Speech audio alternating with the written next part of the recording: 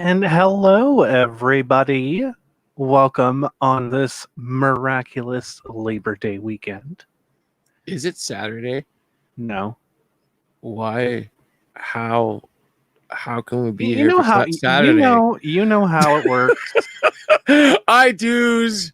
Whenever there's a holiday, we're here in your face, bringing you some Canucklehead action. But why are we working on the holidays, Crumb? Because it's Labor Day. I thought we're good. I thought we're good broadcasters. It's Labor Day, Mr. I would consider this to be a punishment, but since entertainment never rests, you're such great company. I don't know if that's really a punishment or not, and especially being with all the people who's in the chat already. For goodness sakes! So, welcome to everyone to the show. Holiday special. Cheers. Are you sure it's not Saturday? Yes, I'm sure. Speaking of, there will not be a show on Saturday. What? What? What are you talking about? What do you mean? Saturday's our thing. What do you mean no show on Saturday? What do you mean we're broadcasting on a Monday versus a Saturday? Plus, there's dust going on here, Crumb. Well, the regular show that's supposed to happen on Saturday, you're going to have it on Friday instead. A change, just a one-off special. Not special, but it's a one-off show because we have a pretty big guest coming. Really? Well, for our show. I like to think I'm the largest person that's here media-wise. Who can outshine yours truly? Well, who are you thinking of? Only the person that is behind bringing back the Amico in television. Only the person that is behind video games live concerts. Ooh, I know, that's pretty meaty. That is very, very juicy. Pretty meaty. I mean, it's very much like a good time for retro stuff right now. Like, I mean, we have the Earthworm Jim video game coming out on the Intellivision. People remember that. There's I guess I don't know if it's a sequel if they're just redoing it, but there's a game coming out for that we have. Tony Hawk's Pro Skater that just re-released again. Tony Hawk. It's a great time. It's a great time. So it'll be kind of like reminiscing about his time with Reviews on the Run, the Electric Playground, awesome. Talking about all sorts of stuff. So it's gonna be great. It's gonna be great. So this person we have not named yet has real cred behind them. Oh, he's got some media credentials. That's awesome. Yeah, he also worked on the Earthworm Jim video game, by the way. Really? Does this person not sleep? Do they broadcast on every holiday? Weird. But yes, Tommy Tallarico is our guest on Friday. Be sure to tune in. Regular Canucklehead time, 6 p.m. Eastern. We're going to have Tommy Tallarico on the show. It's going to be a good time. And all those people who can't tune into the TV sets, you can definitely click in and see the show as well. Exactly. And that's supposed to be a joke. Didn't deliver so well. Well, we'll see if the internet decides to ship off to Houston before then. That's awesome. And hello, everybody in the chat. I see some hellos from everybody. That's awesome. Who do we have in the chat today? Tom P saying hello. Action Toys channel. How are you doing? Randy Schreibner Jr. made it, which is awesome. Blades Firestorm. Hello, Dark Strange Nico Uwu. How you doing? And Nernia's here as well. The whole gang. Shadows King. Really? The whole gang is here. Is Tickle Tombstone here yet? Not quite yet. I'm sure. Where's Tickle Me Tombstone? And Adafo is here. Whole crew. That's awesome. So everyone decided to join us this afternoon. That's absolutely fantastic of you. Thank you very much for tuning on into our broadcast. Yeah, so I'm hoping everybody tunes in on Friday. Make that a good. It's going to be a lot of fun. I'm hoping talk about that our chat has their friends to the social media that we're going to have Tommy on the broadcast. Oh, I just want to pick him. I just want to pick his brain about so much, but what made him decide to bring back the Intellivision? It's better. It's better than the Commodore 64 or it's such a the unique Atari 2600 from back in the day. So who would want to bring that back? It's such a unique and interesting console, and it is. To bring it back, honestly is to bring it back in the middle of I guess because you have the PS5 coming out, you have the Xbox One XW Alpha Omega thing coming. I don't know what the hell they call it now. Yeah, and don't think about the PlayStation 5. Yeah, and the PS5. I was making another joke. Failing delivery. Awesome. Cool. Yeah, needs a bit more shine on that. Yeah, it does. All right. But yeah, I know there's just so many consoles are coming out there. One of the few things I always talk about on the weekly trending fandom show is how a lot of video game producers, makers, developers just really take advantage of online content and stuff like that. And hopefully this new relaunch can actually get back to some basics of things and make video games great again. Hopefully. I'm just excited to see the old style of games. Yeah, and kind of a new breath of life type of thing. Well, one of the few things I'm completely flabbergasted again is that, I'm a bit of a gamer, but Crummy really focus on video game stuff. And I'm just really surprised that when it comes to launch day, you have to buy the game digitally. You spend a top-end dollar to get it. Excuse me. And then all of a sudden, there's a patch that you need. So what you're doing is buying a defective product within good faith. And you're playing this thing. And it doesn't fucking work. Yeah. Like if this was a car, or let's say a printer, or let's say a fan, or let's say a spatula, people will go back to the department store and say, what in the flipping flip is this? Really? How could you just take my money like this? Or if you're like the rest of us, you just blow in the cartridge until it started working. That's usually what happened back in the day. And it magically worked too. Not the, and the funny thing is, it's the cartridge, not the actual console. Yeah. God, it was always Blades of Steel for me. I don't know. I don't know for the people in the audience, what game used to fuck up the most. For me, it was Blades of Steel and Super Mario 3. Those are the two games that I just constantly had trouble. Awesome. Getting to run properly. That's going to be a fun discussion. One of the best parts about the Amico, the Intellivision, that I was super duper excited when I saw. The team is releasing. I don't know if this is a limited edition one, because you have the standard white and the standard black, I think, are the two colors. But there's a special edition wood grain retro awesome. wood grain. So it looks like that like the old wood, awesome. the faux wood paneling. Yeah, but oh my fuck, it's great because I've always envisioned a 2600 and just putting it on my wall because it's just so wood-like. It'd be awesome.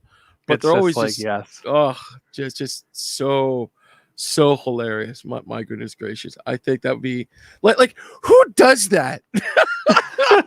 Just imagine if the Xbox or the PlayStation goes in, well, you too could buy fine wood grating for your next Xbox or console. People go, what the fuck is this? All of a sudden, Nintendo Vision comes out, relaunched by Tommy. Everyone's going, it's so get me some wood. So perfect. It is perfect. I just love it. It's going to be really, really cool. And the cool thing is, I wonder, like all seriousness, I wonder if they're going to bring the old Coleco multi-pad joystick device, because that I think they are, because the controller it looks like the old Intellivision controller is complete with the little spin pad on it. Yeah. It had the dial thing, and I think it had numbers on it, and had a little joystick, which is like. Yeah, like I had 6 buttons on each side, and like it also cooked your sandwich for you while you're waiting for play. Like this thing was great. And of course, when what was it? Atari came out, it was like, here's your base, here's your joystick. You can just play with it all day long, type of thing. And that's it. Of course, the thing is that all the old school kids will remember this, is that around the base of the joystick, they had this really thin rubber that just kept popping up all the time. Yeah. So it's like, this is stupid. Well, that did not quite destroy your hand like a Nintendo 64 controller did. Like there were some unique things about, because you had Nintendo Thumb, right? Yeah. From like back in the day, because like the Nintendo, the original NES controllers, they were so tiny. They were made for small people's hands. They were so tiny, and like the corners were so they're sharp. Manufactured by children in China, so it made perfect sense for that. The corners were so sharp because safety standards didn't exist in the 70s and 80s. So like around through your friend. So like they didn't care. Like you're like handling this like rock hard button of a controller. And it's just you develop like calluses on your thumbs because you're just like you're thinking like you press harder, your little dude's gonna run faster. Yeah, but, exactly. They're the hammer going. Oh my goodness! But then yeah. Sorry, go on. Yeah. Oh, and then they had the Nintendo Zapper, which was amazing. Nintendo Zapper. It was the gun. What is that? Oh, that. Fucking okay. And they came out with a Super Scope for Super Nintendo. Like, that shit was badass. Like you probably get arrested walking down the street. That they came out with if you're rich and you didn't have any friends to play with, that you could why they did that? A little friend. Well, I'm assuming it's for all the kids out there back in the day. No, they did it. They did it because of the video game ban. What? So there was a ban. There was a ban basically after Atari and ET completely dug a fucking crater in the entertainment industry. There was like a video game ban, quote unquote. Physically, it did. Yes, yes. And so like they're like, yeah, okay. We're not going to allow video games in people's houses or whatever because this is terrible. Bad idea. Crash the market. So Japan was like, okay, well, how do we get around this? Oh, let's market a family computer. That's why it's called Famicom. Let's market a family computer, and we'll package together a little robot that's an education type of thing. So you can have education. That's where Rob came from, and they marketed it to get back into families' homes, and then that's what the big video game boom was.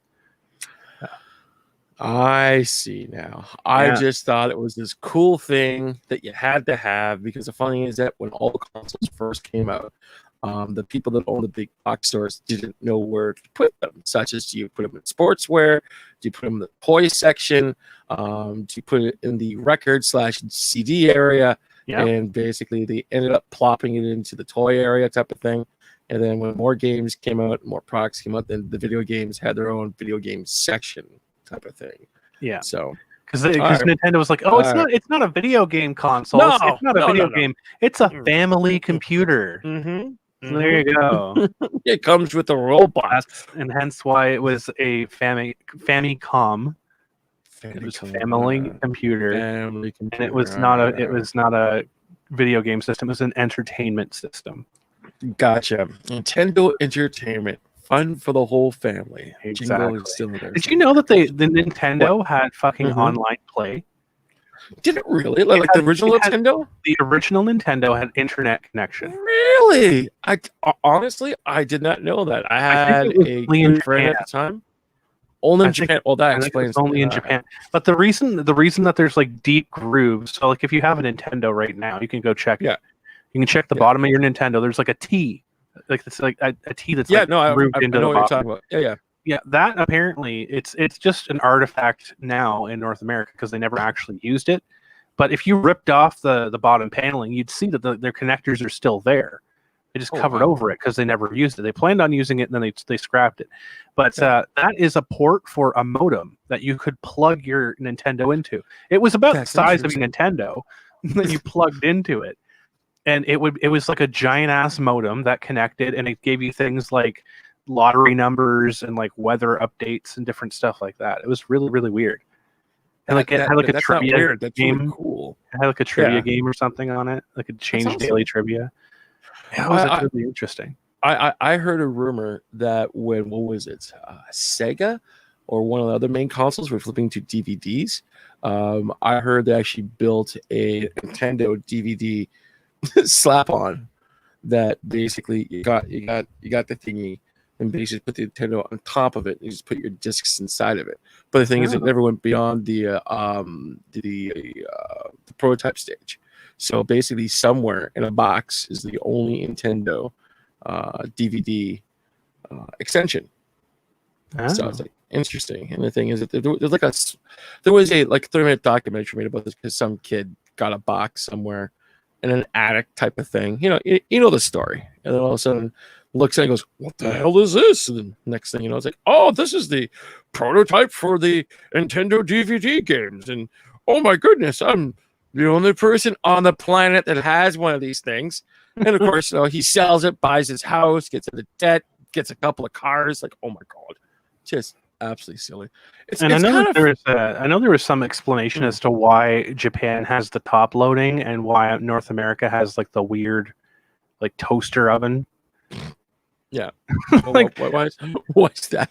Besides, I know there's a story behind. I don't remember exactly what it is. I think it was something about marketing in North America. Oh god, it was difficult to market. Wait a second.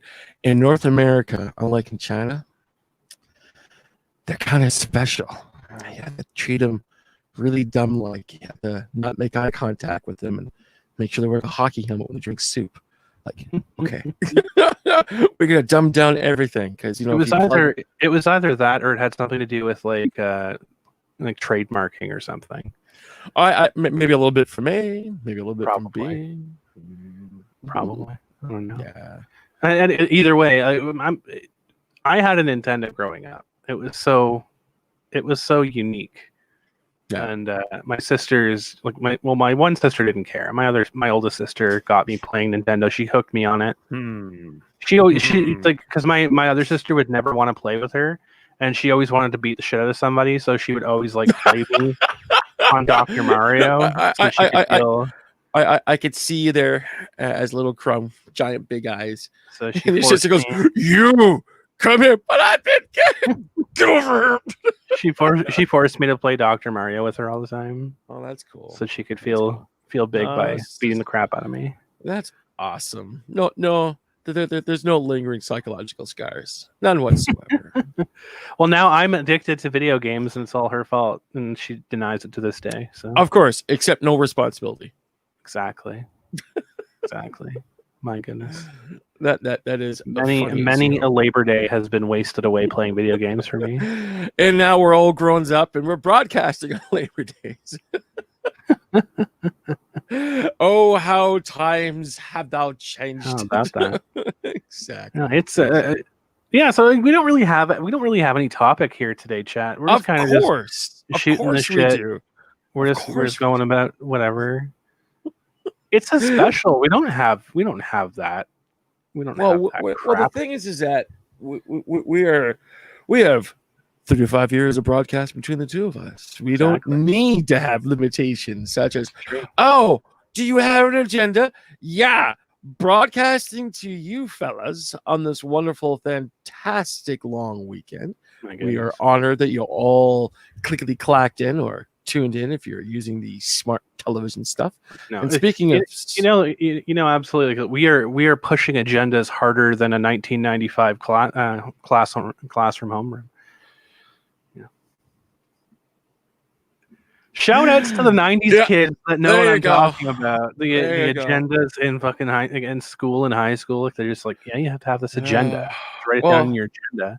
Well, here comes the funny part. My growing up for the console wars were a couple of years before your wonderful sweet Nintendo. It all came down to Atari versus ColecoVision. Well, you see what happened with that. Well, Atari fucking called for the nuke, and they targeted a children's hospital. So pretty much. Basically, it's really a very interesting select copy paste scenario, because basically before that you had games like Pong and stuff like that.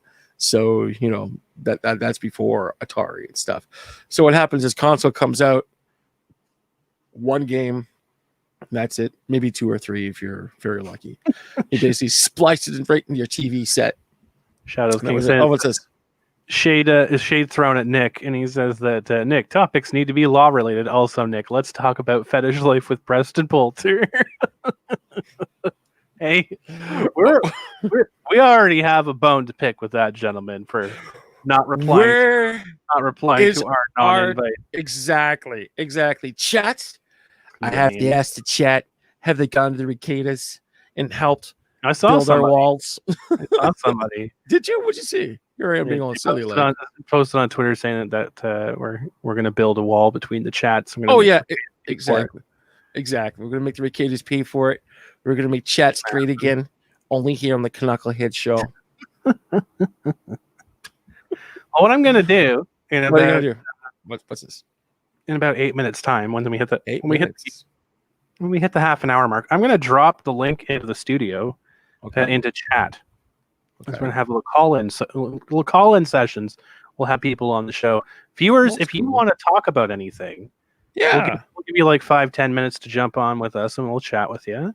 We'll bring on, if there's a lot of people, we'll just keep it strict to 5-10 minutes. If it's not that many people, we'll hang out with you for a bit. Gotcha.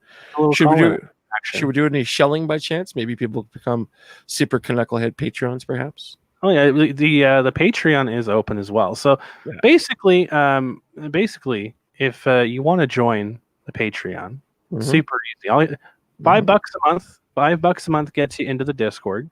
You can suggest show topics. You can talk to us directly. You can pester. You can keep DMing me, and I'll kick Mr. Hop in the head. Well, thanks, Crumb. And there's a certain individual that really wants to get you on Discord, but I mean, you can Mr. Magoo that. Who's this? I'm pretty sure you can guess who it is. Oh, does it start with a P? No. Yes, it does. Oh, okay, cool. I'm going. So another person, $5 gets you into the Discord. There's a few other tiers as well that gets you more perks. Starting at $25 tier, which I think is a great deal. When we have shows like this, when we just shoot the shit, we'll invite you on before everybody else, so you can hang out with us for like the first half hour of the show. You get to stick on the entire time if you want to. You also get like special viewing privileges, so we'll invite you. You get VIP backstage access to a special chat that nobody else gets. You get to chat directly with us. You get access to like viewing parties and stuff like that when we have on Discord, and all that fun stuff. Well, and the $50 tier. $50. The $50 tier, the big fat one. If you want to go with that one, you get invited to every single show. So if we have a big guest on, you'll be invited on with them. If you're too shy, we have Tommy coming up. We've had Doug Maple on the show. Who knows who we'll have on? Who knows? And the two of us are here all the time. Yeah. So it basically, if you're too shy to have to go on camera, go on mic, you can still join the studio. You get to hear us before the YouTubers do. Yeah. And you also get access to a private chat where you can message us directly and we can answer you in real time. That's always tons of fun. Some really cool stuff. That is just on the Patreon. The link is in the description below if you're interested. So you basically mentioned the word stick. And when I think of stick, I think of stickers. Do we still got stickers to sell amongst other things? We do. We have. Right. Let's check out the Teespring. Well, let's do that, because heaven forbids I'm wearing our goddamn t-shirts, and I think everyone else should be wearing goddamn t-shirts as well. Gosh darn. Let's see. Dude. It's going to take me a minute to get this loaded up. Oh, here. Good Lord. What is it? The year of the Atari 2400s? Goodness gracious. What the fuck is this? What is going on? Fucking. You know what I don't like? What don't you like today? I understand why it exists, but I don't like CAPTCHAs. I really don't like Sorry? CAPTCHAs. CAPTCHAs? What the fuck's a CAPTCHAs? Okay, it won't let me log in. 1 second. Is that okay? Now I'm logged in. Now it's fine with that. CAPTCHA is a thing that says, like, you're not a robot. Like, of course I'm not a robot. I don't think that there is that thing, robot. Yeah, that thing. Ever. This is where it's clarification if you're an Android or not. Hashtag discriminatory against androids. Maybe I am a robot. I mean, like, the first thing that a robot would say is that I'm not a robot. So unless it's programmed to tell the truth all the time, then it goes, "Oh no, I can't click on this." You're a robot. Robots can't lie. Yeah, just imagine if I had two options: I'm a robot or I'm not a robot. Robots. That'd be robots. Yes, robots in disguise. Robot. Oh, all right, here we go. I miss those days. Let's pull this. I'm 100% a Russian bot. Shadows King. But Ken hates them too. I think Ken dislikes. Get the fuck out of here. 100%. Where is Ken, by the way? Why isn't he not here with us today? Where's not Ken? Poor Ken. Yeah, he's probably setting up for his fucking Jeopardy career. Did you hear that Ken Jennings is rumored to be taking over for Alex Trebek? Are you serious? Yeah, that would explain all of the postings I've been seeing recently. I know. Now, so what is this? Oh my god! It's a t-shirt. Look at that. Here it is. We have the Canuckleheads official t-shirt that Mr. Hop is so graciously modeling for us today. We have all of these different types of collars. You can go black, you can go white, you can go yellow. We have all of the races covered here. Awesome. You can go all the way down to purple, or really dark. I never thought about purple before. That'd be pretty cool. That's nice too. But I like the red and I like the black the most. Like, those are pretty sharp. Yeah, if you want to represent. Well, I think these design is straight out of Compton as well. They come straight out of Compton. Straight out of Compton, yo. They are shipped from California. I have this blanket. It's a thin fleece blanket, but it is really nice. Like, it is actually really nice. It's like a kind of a light throw. It is pretty big too. It's pretty. So you can get a fleece blanket. We also have a sticker. It's a pretty sizable sticker. You can slap this over anything. You can slap this over the face of your ex-girlfriend, so you don't have to be reminded of that anymore. You just replace it with something that brings you joy. There you go. We're gonna make you more prettier. Exactly. So you can go 3.6 by 5 inches or 5 by 7. There's two types of stickers. You can also change the background color. I personally like black.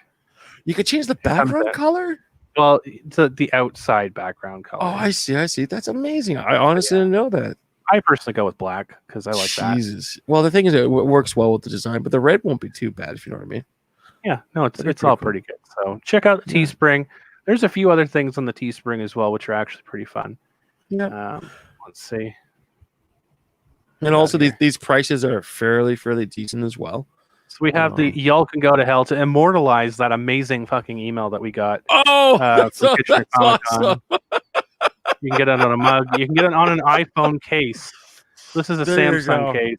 There you go. But you can literally get Y'all Can Go to Hell sent from my iPhone from an iPhone case. Because they have those now. I am so happy to see that there. That was hours. You can get yourself a mug that says "Marked Safe from Twitter Mobs." You can do that as well. If you were really terrorized by Kitchener Comic Con, you can get a Marked Safe from Kitchener Comic Con sticker or mug or even a T-shirt. There's stickers for that? Oh, that's awesome. There is. And you can get the Major League 4-course immortalized by everybody's least favorite appliance.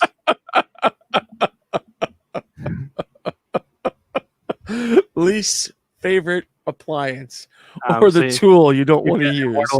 You know, why would you bring a fork and a horse to a baseball game? Yeah. Because it's a Major League 4-course, you dumb shit. There you go. And we took it, and look at that. It's now on a T-shirt with a mug. And can you get a sticker of that too? You can get a sticker. Goodness, Jones, here. That's awesome. We have the Major League 4-horse tees, and we have the. I have to show you. So the mug. I'll show you the mug here really quick. All right. The Major League 4-course mug. It has printing on the front, Major League 4-course. On the back, you can see Major League 4-course with the little remote. There you go. And there's also the wife beater, special edition wife beater.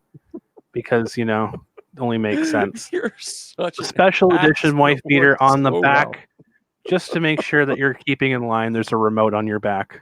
There we go. There you go. That's this is funny. It's like, oh, we don't like you anymore. Guess what? No, I did this before he went lunatic on us. Oh, that's the even more funnier part, because before I was a little going, you know what? Maybe we shouldn't do that. Maybe we should be the better peoples. Maybe we should, not do that. Meanwhile, it's like, yeah, let's slam that son of a bitch in a coffee mug. Let's make a sticker from it.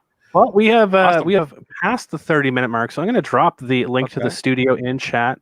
We'll give you guys about 5 to 10 minutes each, just to keep the conversation flowing here. So if you wanted to jump on, first come, first serve. Mm-hmm. The thingy is in the chat now. Mm-hmm. I think that's the right link. Pretty sure. So y'all can join up, and it's open topic. So whatever you guys want to talk about, we'll give you 5-10 minutes to talk, and then we'll kick your butts out. Get out of here. But if you want to stay a little bit longer, you could buy the $50. Exactly. You can pay Patreon, and they can hang out with us all day long. And on top of that, all the funding goes directly towards Crumb's alcohol addiction, making our streams better. That's right, making our streams better. And we have our first caller, Mr. We have a Mike caller Walters. Already. That's amazing. Hey guys, how are you doing? How you doing, yo? Now do you remember me, Mr. Hop? I've never forgotten about you. I've got a character. I tried to get a Saturday. I commented, and apparently you were going, "Well, who's Mike Walters?" Of course, I did. That's just Mr. Hop's, man. That's just Mr. Hop's slippery sense of humor. Of course, yes. Yeah, actually, banana peel humor. Yeah, a couple of things crossed my mind to kind of bring up for a conversation. What do you got for us, Walters? One's from the comic side, one's from a classic television / cartoon side. Beautiful. First off, did you guys hear that DC Comics is putting out a graphic novel on the Wonder Women of history that they're apparently featuring a bunch of SJWs? Well, first off, I like to just add just a little side note here. I am quite surprised and shocked that DC's still printing anything after the friggin' bloodbath they went through. Like, hi, DC Publishing, you don't need 600 employees anymore. Gone. And they're like, they're switching. Like, what? Mr. Hop, they have to make room for the women. The WOMYN. Well, yeah, because I featured that particular article from Bounding into Comics on my stream Friday, in which apparently, they've decided to go full SJ. I mean, of the women, like I didn't even know like 2/3 of the people they were even talking about.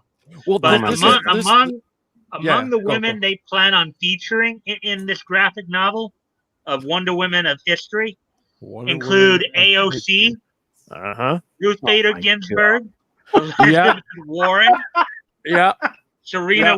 The only one who probably deserves to be in there is Serena Williams. Probably, I think most people would agree that because of her athletic accomplishments. But and a bunch of other women I don't think I've ever even heard of before. Like some lady named Keiko Ageno and Ellen Ochoa. I've never heard of these women before.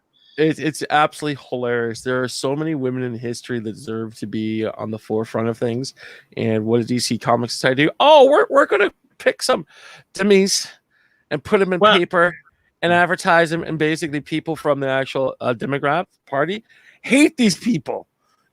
Why are these people even here? I don't understand. And it's like, well, we all know what's going to happen with this. It's going to go right to your local library, and it's going to sit there forever and ever. And then one day, one kid's going to find this going, "Oh, I didn't know DC printed books. That's amazing!" Okay, a little history lesson for you, Mr. Hop. What do we got here? What do we got here, Mike? Actually, back during the golden age of comics, back in the 40s and into the early 50s, right? Yep. DC did do a Wonder Women of history feature. Really? In some of their comics through their All-American publication, like obviously through Wonder Woman and Green Lantern. So through some of their like classic anthology titles like Sensation Comics, Comic Cavalcade, they actually had segments in there called Wonder Women of history. Now, these Wonder Women of history were women of legitimate note, not like what we're seeing here, but propaganda, social justice warrior BS, the Cracker Jacket. I mean, you'd have like Susan B. Anthony, Elizabeth Cady Stanton, Harriet Tubman. Is Hillary Clinton in there? No. Oh, I wonder why. She's a great woman of history. Well, the one I'm talking about now is of course the feature from back in the 40s, not the graphic novel. And Hillary Clinton's not even in the graphic novel either. That's funny. But the feature that was back in the golden age, as I said, they had more legitimate women of note. As I said, like Susan B. Anthony, Harriet Tubman, Elizabeth Cady Stanton, Margaret Mead, even if you may disagree with some of their politics nowadays. And of course, part of this is also from, what we discussed when you guys were on my show, when I brought up the publication history of Wonder Woman. Well, these features, you could find them in like many of the older anthology titles of the time, like Sensation Comics, Comic Cavalcade, which is a quarterly kind of super anthology that would feature main characters. Like back then, now eventually a lot of these publications all came under the DC umbrella, but at the time there was the All-American publications, which had All-American Comics, Sensation Comics, as well as like Flash, some of the Flash, All Flash, Green Lantern was and then you had the main DC line, or what I think they called back then national publication, which had like Superman, Batman, a lot of the DC titles, as well as like Adventure Comics and all that. And I don't know if you knew this or not, but back in, well into, I'd say into the well into the 50s, maybe even into the early 60s, many of the titles we know of today as feature titles, like Action Comics and Detective Comics, they started out as anthology titles. Yes, that's absolutely correct. Strange Tales and Mysteries, first edition of Spider-Man 16. So hey, that's definitely there. So I got a couple questions for you, Walter. Got a couple questions for you. All right. For first question is, do you think that this is a ploy from Warner Brothers Entertainment / DC Publishing / AT&T just to eradicate the independent comic book retailing industry? Because it's like, hey, we're coming out of a pandemic. Okay, that's awesome. We seem to have like a fresh new starter thing. All right, awesome. So what can we do? Well, let's sabotage everything and print out a social justice warrior graphic novel. They want to ET the comic book industry. Exactly. Do you think that is currently happening? So let me see if I understand what you're asking me here. Yeah. Are you asking me the reason they're putting out a social justice graphic novel is to sabotage the entire comic book history? Not history, industry, independent retail shops. Okay, to push you're asking me to push the comics into the big box stores.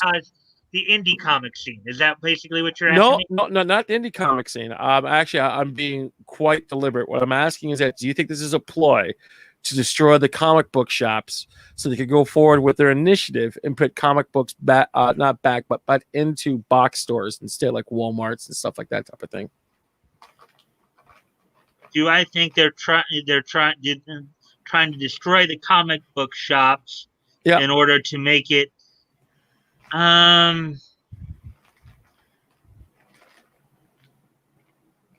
if they are, it's a pretty laughable idea. Well, I think so too. But the funny thing is that there might be some meat on the bone. Like, the way I'm looking at it is that when I start thinking like this, it makes a lot of sense, because basically, what do you do when you want to devalue something? You basically make a lot of really, really bad publications. And recently, both Marvel and DC have done this, because we both know, for goodness sakes, some kid in their basement. What's that? I think that's just incompetence. I don't think there's a 4D chess game. Well, this is the funny thing is, it could be incompetence for, let's say, maybe 6 months, maybe a year, but this is going on for a very, very long time. And every time I look at any form of, let's say, broadcast, when they talk about the comic book industry, it's usually followed up saying, oh yeah, by the way, comic books are coming to Walmart and Target, and we're just going to, push the independent retailers completely out of the picture.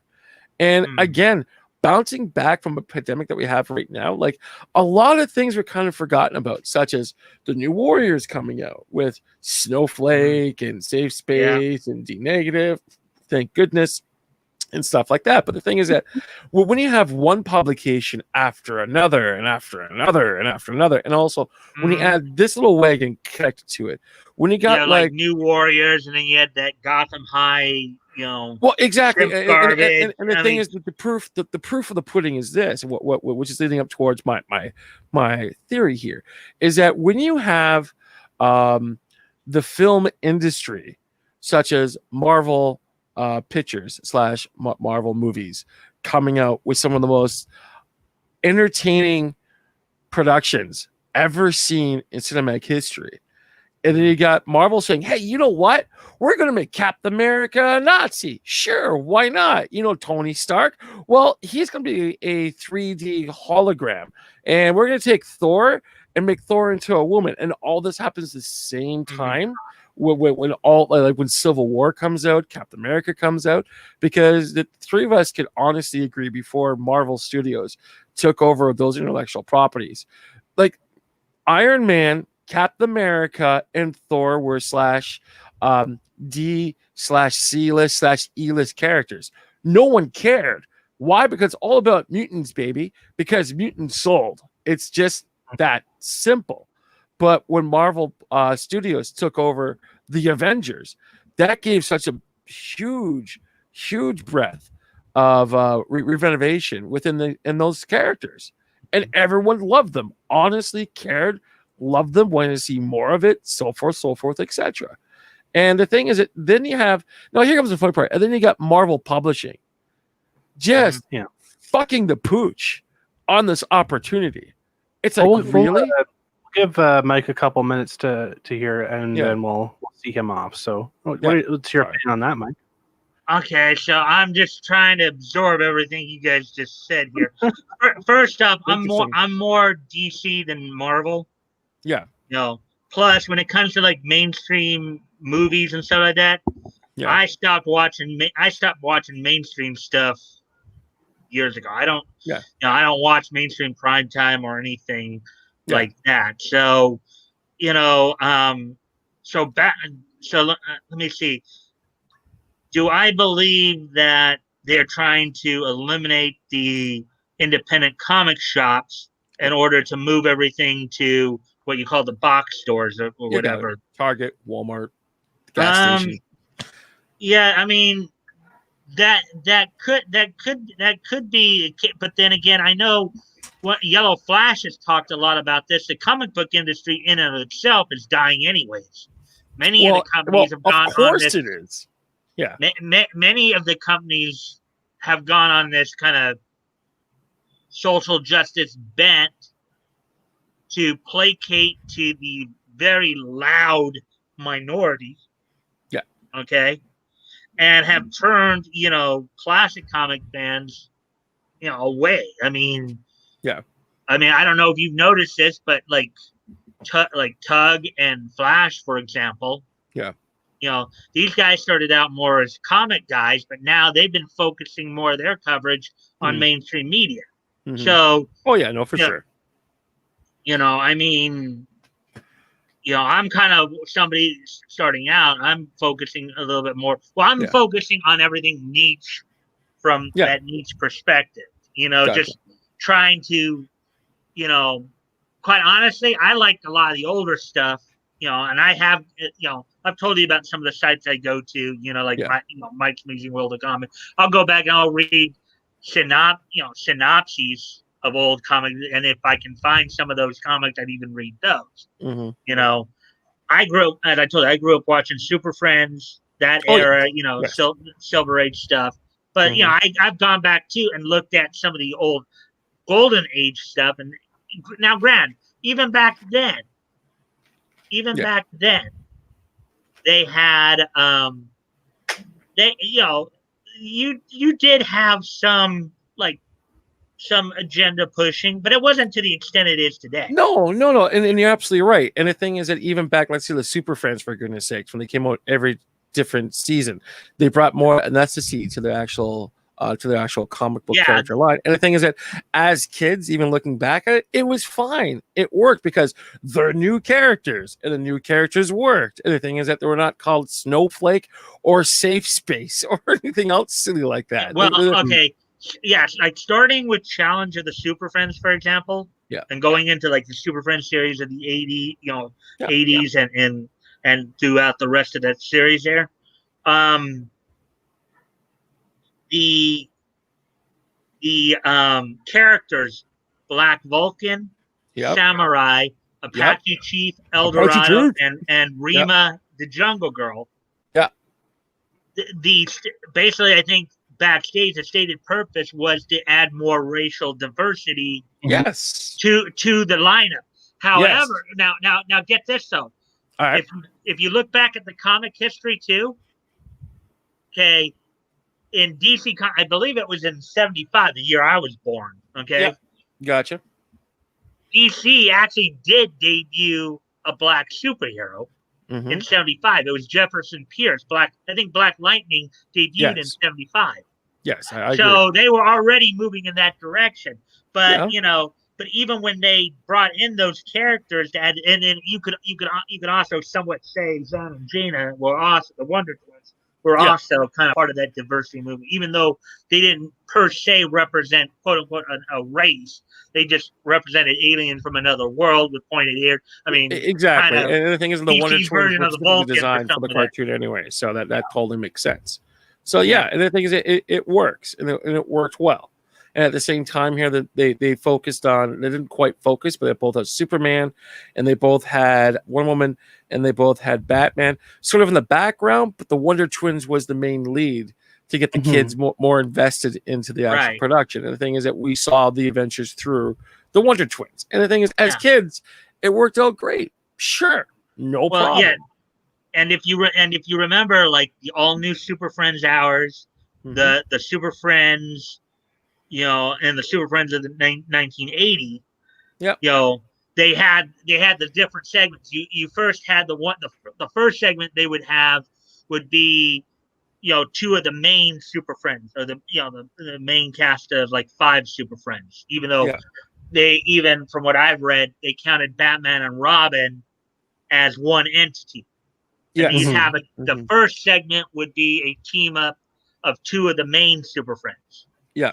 Then you had the segment with the Wonder Twins, where the Wonder Twins were dealing with maybe not quite as dangerous stuff, but it's like more like, okay, as you were talking about, the idea of getting the kids more into it and seeing, okay, like, oh, what happens if you go joyriding, let's say, or the dangers of PSA stuff. Yeah, PSA, exactly. And then the final segment was one of the main Super Friends teaming up with one of the second tier Super Friends, like it might be like Batman and Flash or Superman and Black Vulcan or Superman, that kind of thing. Yep. So, but at least back then, as somewhat radical as that may have seemed for that time, by today's standards, it was pretty tame. It wasn't like in your face, really trying to blast it in your face like, well, we're going to make, black, you need to feel sorry for black people because they were slaves, their ancestors are slaves, so you got to feel sorry for them. They were much more subtle about it back in the day. And it wasn't like as in your face or as as aggressive. Yeah. So, and that's what made it more tolerable. It's like for me, I've always gone by the idea of, and I think this is something we should all do. It shouldn't even matter what race, color, or gender or whatever. Yep. This is the basic rule we should all try to live by. Treat others as you would want to be treated. Absolutely agree. That's a good one. Yep. And stop playing the victim, because everybody's got issues. Okay, everybody's got issues. They all got challenges. The only thing you can do is just deal with it. Don't cry victim. Don't cry racism just because maybe you didn't get the job you wanted or you weren't where you were. I'm sure most people are not where they thought they would be at this point in their lives. Okay, there's a lot of hurdles in the way, and these hurdles do interfere with the overall bigger picture. All you can do is just be positive, do what you can, move forward once again in a positive manner. That's the only thing you can do. And that's a very good point. So I wanted to thank you, Mike, for coming on. Did you want to tell people how to find you? Yeah, you got like a show that you do, don't you? Yeah, in fact, I'll be doing it later on tonight. I know ATC is also in the room, one of my mods. Awesome. Every Monday through Friday, I do a stream called the Mic Stand. Awesome. And now, granted, you guys are the only ones who have been able to get on as guests thus far, and we're extremely humbled. Thank you. And I thank you for that. Ultimately, what I would like to do is have guests on every week, and like the first go around, of course, kind of the get to know you type of streams like we did that one night. And then when I bring people back, of course, we'll be doing panel stuff like going over, like what the Mic Stand is. It's basically like a nightly niche newscast. That's cool. Where I kind of like, I'll look up some stories, niche wise, and and you can click on my name, and that should lead you to my channel and stuff. But I do it Monday through Friday, 7 p.m. Pacific, which would mean 8 p.m. Mountain, 9 Central, 10 Eastern, 11 Atlantic, stuff for that. So on and so forth. Well, everyone, go check out Mike.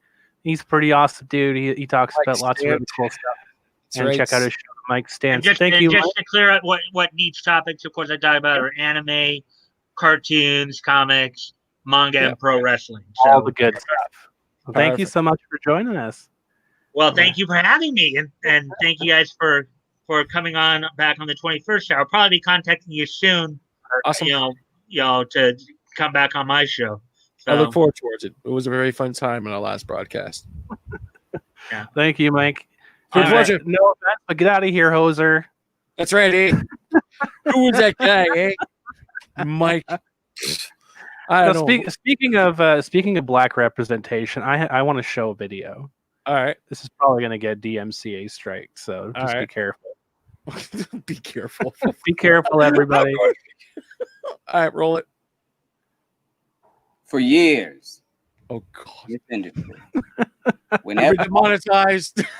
hero or villain was introduced, usually by white artists and writers, they got slapped with racist names that singled them out as Negroes.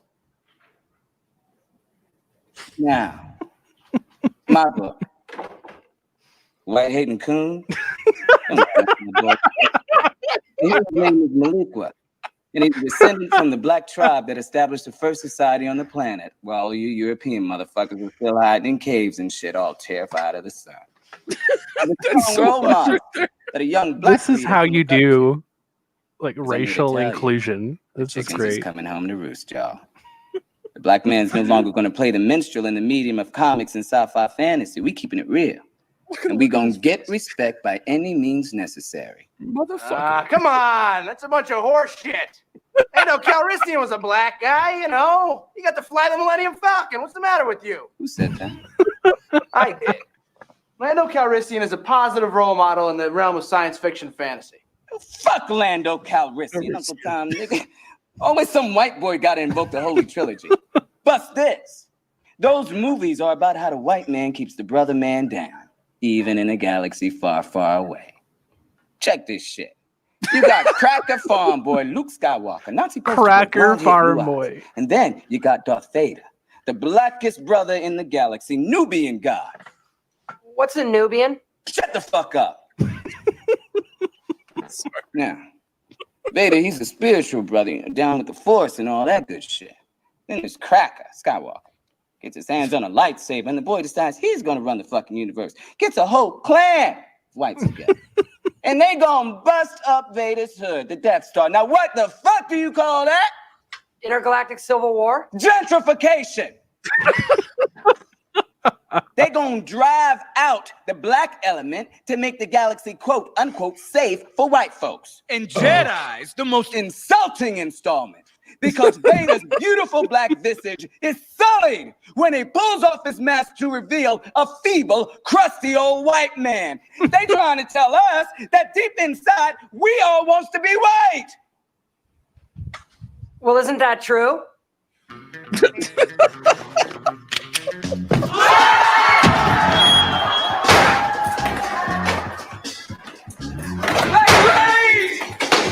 rays! I'll kill any white folks that lay my motherfucking eyes on!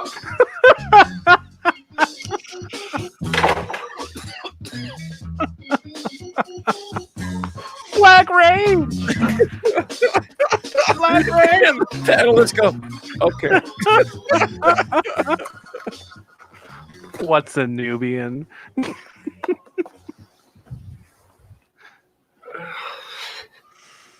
What's a Nubian? Bitch, you almost made me laugh. Man, what about you? You didn't tell me you were going to scream Black Rage. I nearly pissed myself. Every One time. of the best fucking clips in cinematic history. Yes. Yes. Oh my god. I wish Kevin Smith was writing stuff like that still. I mean, if that hit theaters today, holy shit. Oh, people will lose their fucking minds. Oh my goodness. Absolutely hilarious. Oh. Every time I see that, I just laugh a little bit harder. Because the funny is, this time around, when I caught it, did you see the panel names they had? Yes. I almost want that now. Just black marker, huge giant thing in the front that says like Barbara, no last name, just a giant first name, and that's it. Boom. Print off like fucking 15 sheets of papers for one banner. Print off. It's card stock and those thick bamboo markers, and just like handwrite it right in front. No one would understand.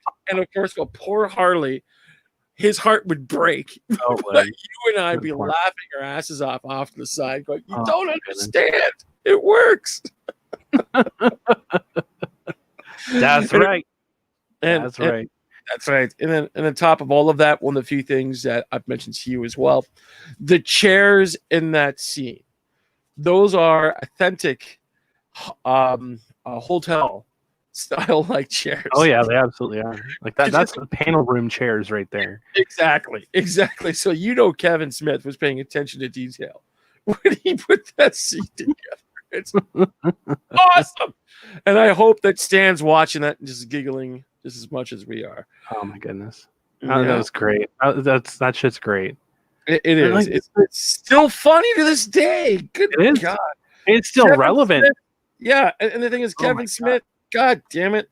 Learn from your previous self and get back to writing funny stuff, for goodness sakes. Well, we're not allowed to be funny anymore. This is the problem. Oh, God. I thought it was a one-off production. Real comedy is just not allowed anymore. Oh. Like, Chasing Amy, right? That was a fantastic movie. But, like, that movie today, as a premise, would never get off the ground. How dare you slut shame somebody? How fucking dare you? Can you imagine the fucking headlines on like Vice and Vox? If Chasing Amy came out headlines, is that before or after when Twitter has a critical meltdown? My goodness. It's like Twitter can't open today. Well, why is that? Because it had a critical meltdown. But I do have something for the chat. Perfect. If you don't mind me throwing in here. There is a online video production called Critical Blast. The guy who runs it, his name is RJ. If I could most humbly request chat, because our chat is the best chats of all the YouTubes, go bug RJ. Tell him to come on in. Bug RJ. And we'll chit chat and have a grand old time. Don't bug RJ. Get RJ. If people want to call in, they can call in. We're trying to keep the calls short. RJ. Big needs a head. Yes. But anyways, it'd be kind of cool. So Nerneath is asking, I have to ask, what is hashtag Canadian spelling? Is this British English versus American English thing? I have to put that in there because there's going to be a lot of people that are going to be commenting later on, like, you spelled labor wrong. No.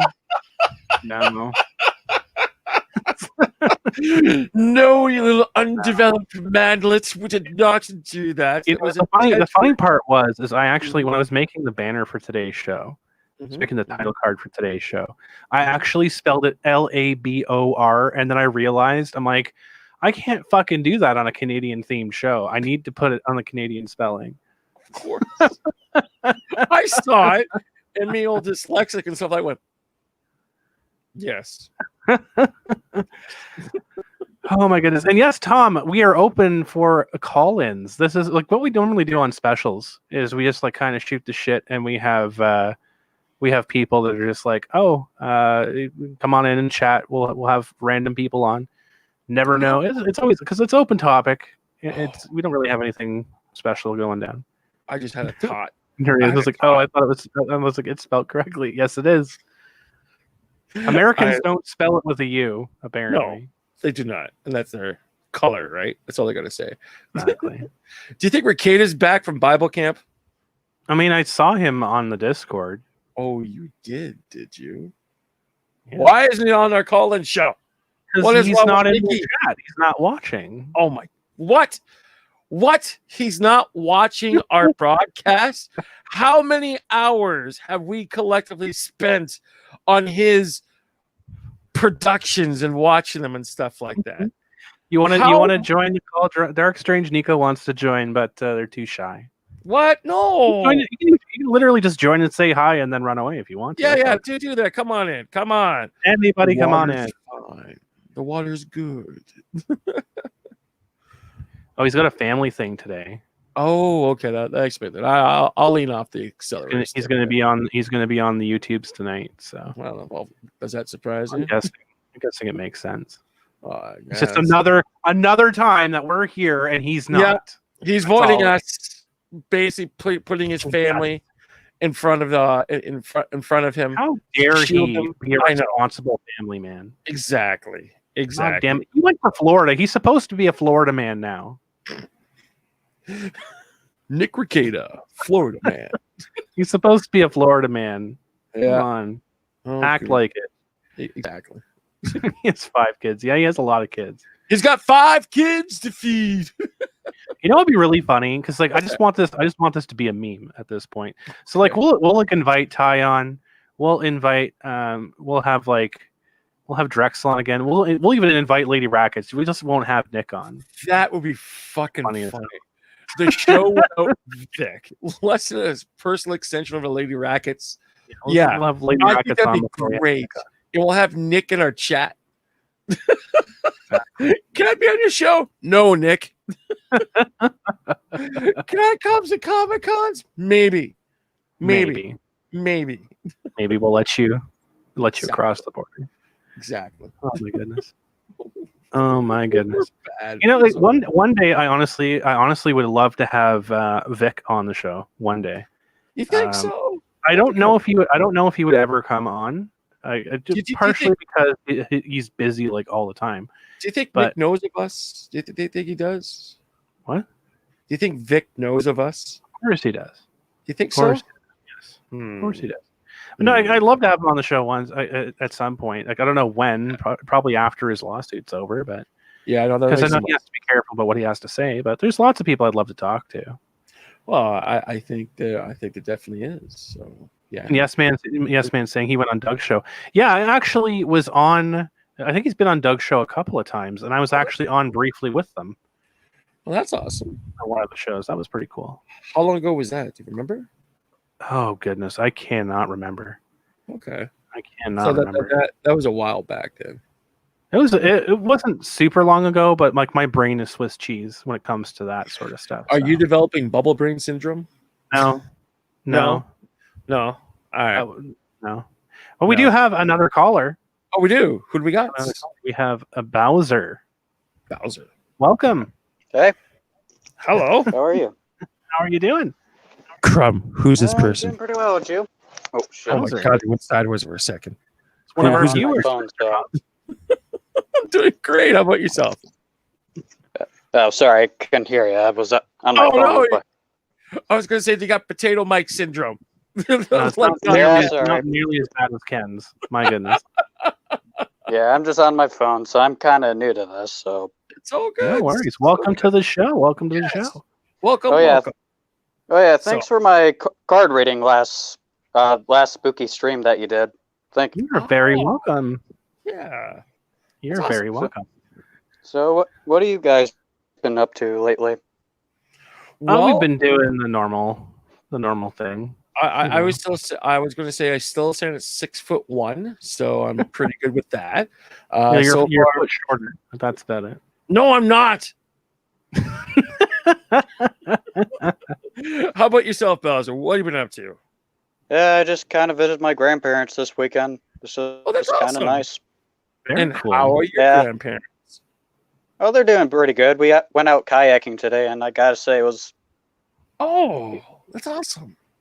Yeah, I mean, cool. In comparison to where I'm living in the city, and it's definitely nice to get away from that, you know.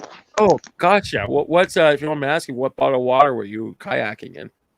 Was it like a lake or a river or what? Uh-oh. Yeah. Ken syndrome. The robots. Robots are in your phone, Bozer. They're in your phone. They're trying to take over our broadcast once again. The call is coming from inside the house. He's still with us there, Bowser? Oh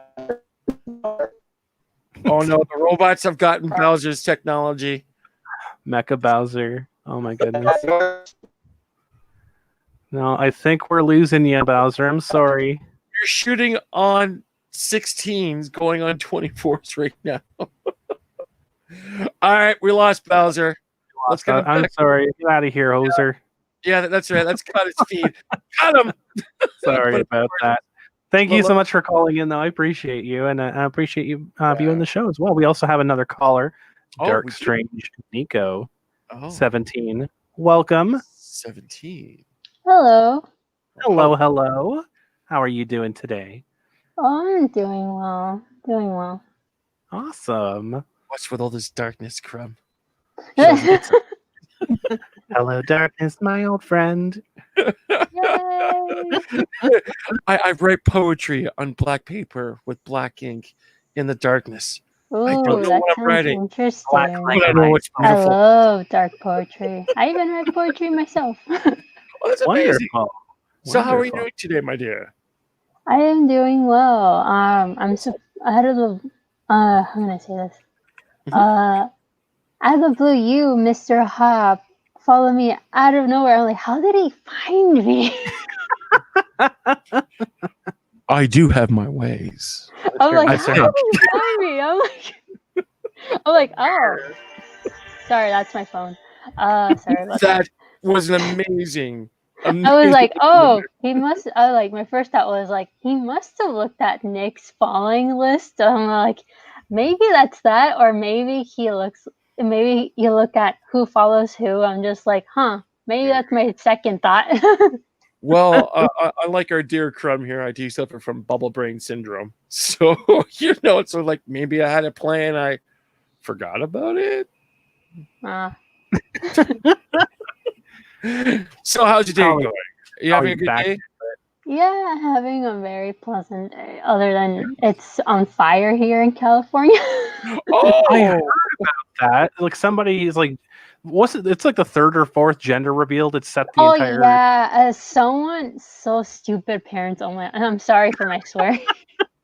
Oh, swear away. Go for it. Oh my god. Well, we got demonetized 15 minutes ago, so it's all good. Black Rage! Black Rage! Well, what happened was as they said in the news, parents use this smoke machine or something like that, and it exploded to reveal their gender. I'm like, why would you do that? This is like the second time that happened. Because the first time it happened in Arizona and that blew up a big, huge fire. And then now here in California, I'm like, oh my God. Yeah, I don't understand. I'm like, you idiots. What is it with people about making gender such a big freaking deal? Like, come on, people. Put it on a cake. It's more harmless. Pie someone in the face and then you have red or whatever for girls and blueberry. I don't know what cherry pie for women. Blueberry pie for boys. I don't know. Well, they're not cakes anymore. They're pies. You racist against that whole patriots. cake meme. How dare you broadcast our show without knowing? Oh my god, that whole cake thing. I love it. I saw a video from let's see, what's her name? Guava? Something Guava. It was from these two YouTubers. I forgot their name. It may come back to me, but yeah, his aunt does cakes. Realistic cakes. And I'm like, I saw his video. I'm like, holy shit, that's amazing. You guys have to forgive me for a second. I'm sort of like a minute behind this conversation. So what's this misgendering thing that's going on? No, I'm saying everyone's making a big deal out of fucking gender, so much that they have to set a fucking country on fire to announce the name of their baby, to announce the gender of their baby. Yeah, I shared it on Twitter. I shared it on Twitter. Dark Gothic Neko. That's my. I write dark poetry, but your discretion's advised. It's pretty dark, like Edgar Allan Poe dark, or maybe extremely perfect. Dark. I love it. Yeah, awesome. And yeah, I saw it from a YouTuber, the Try Guys, Eugene. He said something about it. And I'm like, I totally agree with what you just said. They shouldn't have just made a cake, just something that doesn't cause lives. Or burn shit down for hectares. You know what? The biggest irony behind all of this is when that kid grows up and they they declared they're transgender. Oh yeah, I'm like, I feel bad for that kid. Millions of lives lost for nothing. And houses on fire. I'm like, oh my god! Look at your idiot parents. Look what they did to reveal your gender. My goodness, hilarious! Wow. I'll be forever in the internet. Well, it has been lovely talking with you for like the first time. Thank you so much, Dark Strange Nico, for joining. Thank you. Did Call you have me anything Liz. you wanted to do? Liz? Yeah, Liz. All right, Liz. Yeah. Is there Oh, anything you you're wanted to shout Liz. Wait a Yes. minute. Hold on. Hi, Liz. Hi. I thought it was you, but I wasn't quite sure. My goodness. You're my favorite writer on all of my friends on Twitter. You're awesome. No Thank you very much for coming in. I kind of went, is this Liz? No, I don't think it's Liz. Because your name's different from what we have on the. Yeah. Yeah. Twitter's different. She's awesome to follow. If anyone's on the Twitter, click yeah, on. I write literature, like anime, dark poetry. Yep, and we were talking about that. Oh gosh, that one person I asked if I liked or not. Oh yeah. Oh my god. It's that one actor. He does poetry videos on Instagram and Twitter, and he's so good. Sir Patrick. There you go. There it is. It's kind of funny. Basically, I asked Liz, "Do I like this patch person?" She kind of looks at the post. It's like, yes, you do, Mr. Hop. I went, oh, okay, that's awesome. He is such a wonderful actor and poet. Well, is there anything you wanted to shout out? Not really, but I do enjoy watching your guys' stream. Of course, Nick Ricada. He's really amazing. He's like that dad figure to me. Nick has so many kids. I think he's lost track of them all. Now he has a bunch more. He can start a soccer too. Shocking that I'm older, but yeah. There we go. Well, thank you so much for joining again. And see you on the Twitter. Yeah. See you around. Oh, all right. Bye. Get out of here, hosers. Yeah, who's that Liz person again, eh? My goodness. We have a couple people lined up here, so let's get this going. Yeah, we do. We have Adifos. Welcome to the stream. Hey, how's it going, guys? I know this person's icon. One of our lovely individuals that is in. Like, so to reiterate on the gender revealing thing, down here in the great state of Oklahoma, we have to have big explosions. Oh no. We have to have big explosions, fires going everywhere, guns being shot. It's like a big celebration. Mass hysteria, dogs and cats living together. But like, can you imagine that kid's like story? Like, yeah, I was evil before I was born. I set a whole country on fire. Some people are adopted into the darkness. I was born before I was born. Whoa, gosh. It's not quite America without gunshots and explosions. You got this. Right, correct, exactly. And don't think about the cheap liquor, yo. You need all the elements to have a combustible time. Well, I guess my current question would be is kind of current news. We're going to talk about corporate business practices. What do you guys think about EA putting mid-game ad rolls into a full-feature game that you purchase? Oh, my God. What do y'all think about that? First, why are you gendering us like that? And to get us your inquiry icon I've seen before on the internet, I think it's absolutely fucking deplorable because we're demonetized back 20 minutes ago. You call them women, W-O-N-Y-N.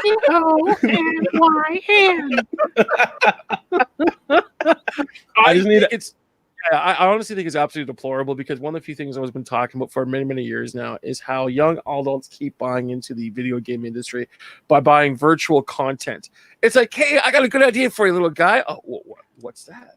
We want you to spend $80. Oh, okay. What do I get for my hard-earned working at Burger King type of money? Well, we're going to give you a video game. All right, cool. But you have to download it. What? Yes, you get absolutely nothing physical. And now you can get something that's virtual. And you get to keep it on our library. So if you become an art-tart, here's the thing. I gotta say, because I'm a bit different on this on the spectrum, to a certain degree. To a certain degree, I will say. So one thing I do have to say is that in terms of mid game ads and stuff like that, if it fits the genre for the game. So if it's an NBA game, or if it's Madden 5002, or if it's NHL, and you have like in-game mid-roll ads and stuff, like, I'm fine with that because it fits in with the genre. If you are intentionally adding loading screens for the sole purpose of having ads put in, I completely am against that. 100%, which I think is what is going to happen, unfortunately, with EA, because loading screens for certain games, like for like Assassin's Creed, stuff like that happens a lot. We have really long loading screens. I don't want to have like 5-10 minutes of loading screens where it's just going to be constantly flipping through different ads for stuff that's completely unrelated to the game, and that's going to take me out of that game. Well, it's going to ruin the immersion too. But the other thing that I kind of have like a big stinger against is requiring an internet connection to play the game. Yeah, I mean that's. I mean, I know the purpose of it. I know the purpose of it. The purpose of it actually is to prevent piracy. But even with that, like, if you stand on that soapbox, you're going to die on that soapbox because it's not going to prevent it 100%. Yeah, you're absolutely correct. And on top that, the only way that these corporations are going to learn anything is people simply stop buying. But of course, Crumb and I, we talked about that ad nauseum. And the things when it comes out, there'll always be those kids out there going to go, I've got more money than brains. Take all of my dollars. I don't need this. And I got mommy's credit card. I got unlimited money. Right. If I ever got my parents' credit card, my dad would take me to the woodshed and go, little Ronald Hop, come here. Go to that tree over there. Exactly. You know what you're getting.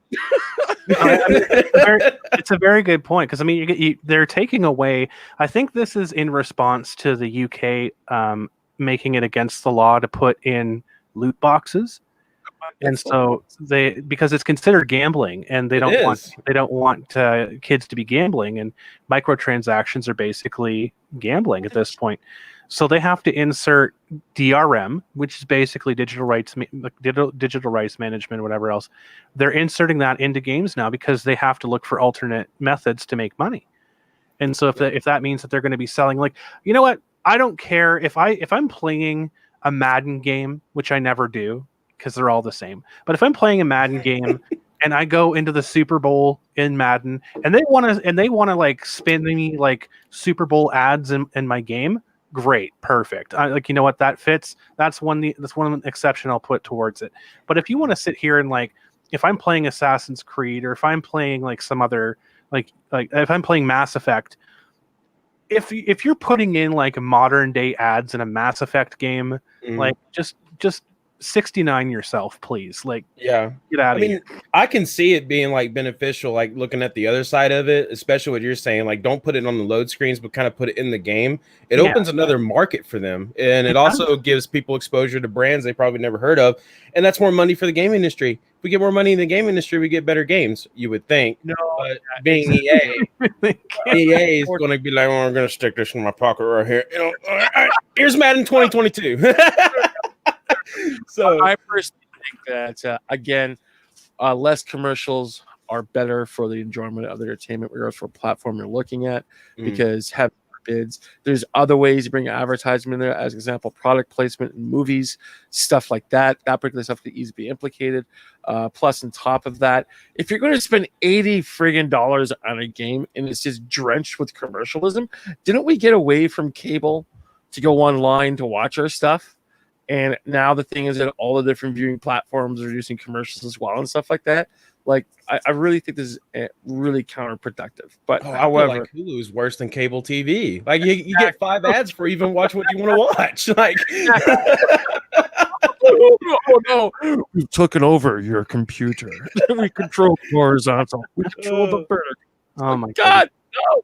So I don't know. I guess we're going to circle it and come back to it. Yeah, see what people. That's a good topic to pick up on. I think it would be. I think y'all should touch on the how a lot of things are going virtual now, where it feels like the person doesn't own the physical copy of it, as well as the over excessive. Yeah, exactly. $80, almost $100 for goodness sakes. Yeah, and the thing is, these guys are going to fucking learn. Yeah, and it doesn't stop. It doesn't stop there. No, it does stop when people stop buying their product. Yeah.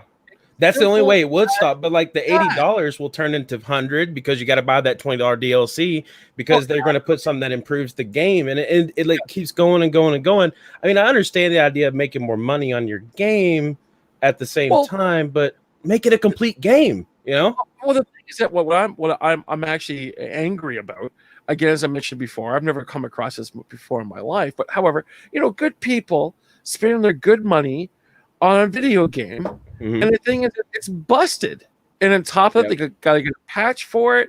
And on top of that, we talked about how people's pre-ordering physical product for a GameStop. And they finally get that the GameStop doesn't have their game. I think that should be fucking criminal.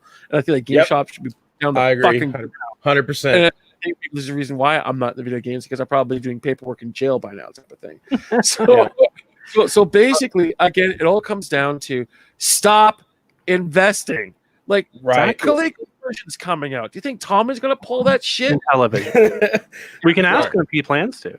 Well, I guess the last thing I lead off to is like, let's talk about GameStop real quick, and how they have not recovered from this. So, fun fact: I actually worked for Spring Mobile LLC, which was owned by GameStop. So GameStop had a hand in the mobile market, and most of the stuff that they made is like made money off trade-ins and stuff like that, like they normally do, but just had a different face seat, right?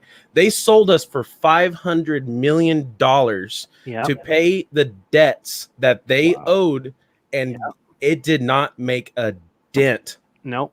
Not a dent. That's insane. The money's gone. It's gone. All gone already. Yeah. The money went bye-byes. And that's a topic I would love to have a show about. Yeah. And that's why I honestly think that game stores that are big corporations that do this, the practices they do and stuff are failing and are going to die off because they don't think about the gamer. They don't think about their customers. It's true. Exactly. And the thing is, though, again, don't buy the products for them. Support your local independent retailer. It doesn't just make your community, it makes your community better. What's Phoenix have here, by the way? I'll get to that in a second. I just wanted to give out the pose. You want to shout anybody out before we kick you off? Yeah, what do you got? If any of my subs are here, I want to appreciate you guys for the support, and I appreciate y'all for the support as well. Just shout outs to everyone here for making the show great. Be sure to hit the like button on this stream. They put in their time, their effort, their talents. All those people in the chat, hit the like button. Sorry, Mr. Hot, that's the best I could do. I'm shamefully going to walk away from the mic. I'm sorry. Get out of here, the hoser. That's right. I get that person out of here. Wants to give you a shout out, Mr. Up. He says you are the Thing from Fantastic Four to his Deadpool. You are the Ben Grimm to his Deadpool there. So. Stop. I do this because it's absolutely hilarious, and besides that, they won't let me do this on cable television anyways. Well, and just briefly, because we have a few other people that are calling in here. I want to make sure we get everybody in. I really I don't know if I emailed him or not, but I do want to reach out to Camelot 314. I think it's Camelot 314, right? The guy that hit little up doodle. That guy, Wade Wilson. Okay. No, it's kind of funny. The Ben Grimm to his Wade Wilson. There you go. So I want to reach out to Camelot 314, and I really want to have a discussion about the GameStop situation and like the future state of video games and stuff like that. So hopefully, if anybody out there has a line to him, or if y'all are like close with him or whatever else, because he likes my username. I already saw that in Nick's chat. So I'm hoping to get a hold of him. So basically, if we get our chat involved with that, because we're the best chats on the YouTube. Everybody just spam him. That would just not make our show. That would just accelerate the bestness of our shows. So that's a project. Hopefully we can get him on the show. We can talk. It's like the wall we're going to build. We have Shadows King 101. Okay. Welcome. Hello. Hey. How's it going? Hi. How are you? I'm doing good. Just watching the world burn, figuratively, literally. You know the funny thing is, every time when I open up my Twitter and I get the newsfeed up there, I feel I should have a pile of marshmallows to allow it to be roasted on my computer screen. Every time when I see a demonstration taking place or a protest gone sideways, it's like, my goodness gracious, make some s'mores, read my actual Twitter feed, stuff like that. So, how are you doing today? I'm doing great. My neighborhood hasn't been burned down yet. Everybody's pretty normal here, thank God. That's wonderful. Small, simple goals to start off the day. Make sure the neighborhood doesn't get burnt down. These are all very good goals to have. Keeping your house in one piece is probably a priority for most people, I would hope. Yeah. I would hope. Yeah. So, have you guys ever read Berserk, the manga? I haven't heard. Are you talking about the one from Keanu Reeves, or the actual? No, from Miura. Oh yes, one. yes. That got converted into an anime some time ago, correct? Well, there's a certain part of it where a character just splits down like what's supposed to be the world tree, and the logic of the world just falls apart. And I feel like that's what's happened here. Everything is too stupid. Living in a world beyond parody. Well, we're living in a time when The Onion and the Mr. Hop says The Onion becomes mainstream news. We're definitely beyond the looking glass, the stage of the game. Well, did you see, Mr. Hop, did you see that Babylon Bee got banned from Twitter for like 24 hours? Are you serious? Why? Because they were spreading false and defamatory news. To be fair, they would have went out of business anyway, because they'd write up a fake article and then go to publish and be like, wait, that actually happened? Crap. Scrap it. Go to another one. Select, copy, paste. My goodness gracious. Yeah. Go. Oh no, I didn't have. Sorry, I was just. I'm just boomerang over here. That's all. Brain bubble syndrome. Brain over. But yeah. So, how has your Labor Day been, Shadows King? Pretty lazy. It's hot as hell here. I live in Arizona. Oh, fuck! I heard about that. Like basically around that part of the equator. Like Jesus goodness, you guys are like in like triple digit weather, aren't you? Oh yeah, it's over 100 regularly during the summer. Fuck. Up here I'm crying about my room. It's like, oh, it's like lava. It's too hot. I need my fan. Meanwhile, like today, it's like, well, LA is like on fucking fire with the rest of California. Arizona is sort of like, the concrete, it's melting, and it's like, Jesus. Well, I also just wanted to thank Shadows King. You updated your Patreon pledge to what the heck is it called? Canucks. Yes. From Stick on the Ice. So thank you so much for that. I appreciate it. I sent you off the link to the Discord so you can join anytime.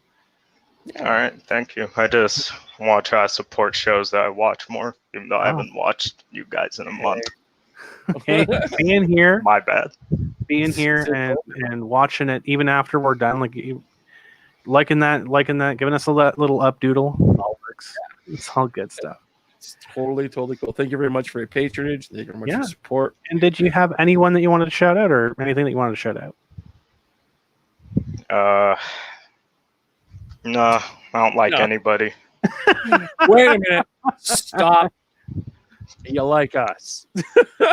Yeah. Big ups, Mr. Hop. Big ups, Crumb. Big ups, Ed Gein. There you go. Face masks in these trying times. Yes, they are very trying, aren't they? Very good. Well, thank you so much, Shadows King, for joining us. And we're gonna pleasure. Kick you straight off back into the audience here. Get out of here, you hoser. Thank God that hockey puck's gone. My goodness gracious. Coming in with his little black and white picture there. telling us a sob story that his neighborhood burnt down. My goodness. The original totally Face himself. Yeah. Totally kidding. And again, thank you very much for upgrading your patronage. It's absolutely fantastic. That's awesome. And we have our next caller, Tom P. Oh, welcome. Hey guys, what's going on? What the hell is that? That's church. Is that your kitty? It is. On a bad day? My goodness. One of many. How you guys doing tonight? We're doing pretty well. Good. Thank you very much, Fast. And how about yourself, Tom P? Yeah, it's the first time I've tried this, so bear with me. Hey. Wait, so far you're doing better than not Ken. Exactly. I was just about to say, you're already doing better than Ken's microphone. I don't have a potato, so. No. Stop. I have to correct you. It's a potato microphone. Cellular potato. So anyway, Crom, I wanted to thank you for the reading Saturday. You're welcome. It was very enlightening, and like I was telling you in private, it is interesting living in a haunted house. Absolutely.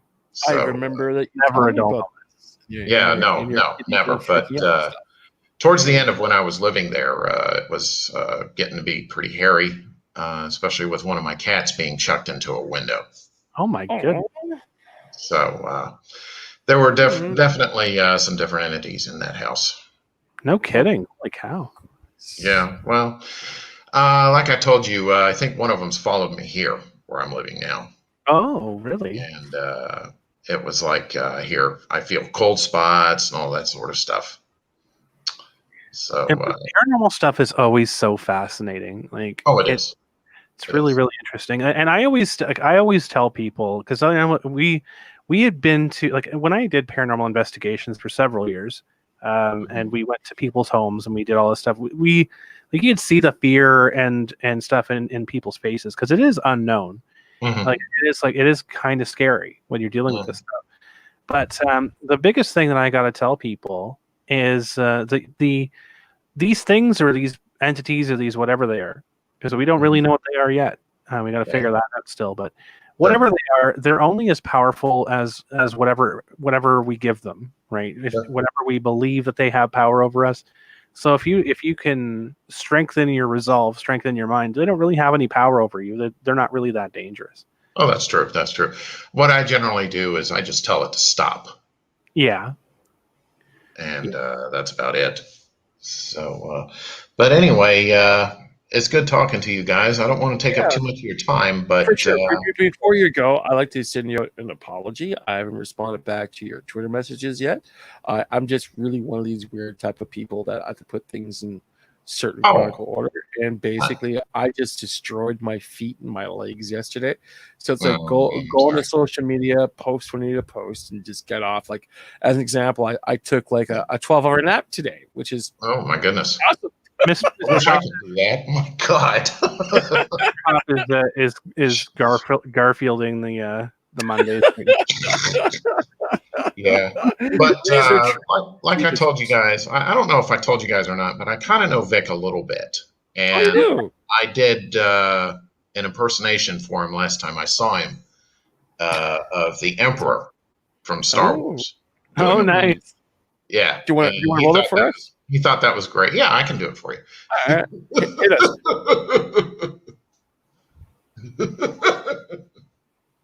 Oh my goodness. Yeah, but I also did. We have Palpatine on the show right now. But the other thing that I've done too is everybody's favorite snack tray master. Oh no. And it was something like this. I took a piece of it from when Nick did his deposition airing of our favorite, yard tool. Well, I can't say favorite. But anyway, it was the question that I'm sorry, what? Kitchen appliance. Yeah, exactly. Yeah, there you go. Something like that. It was something out of the deposition, and Ty says to him, "So, do you have a crush on Vic Mignogna?"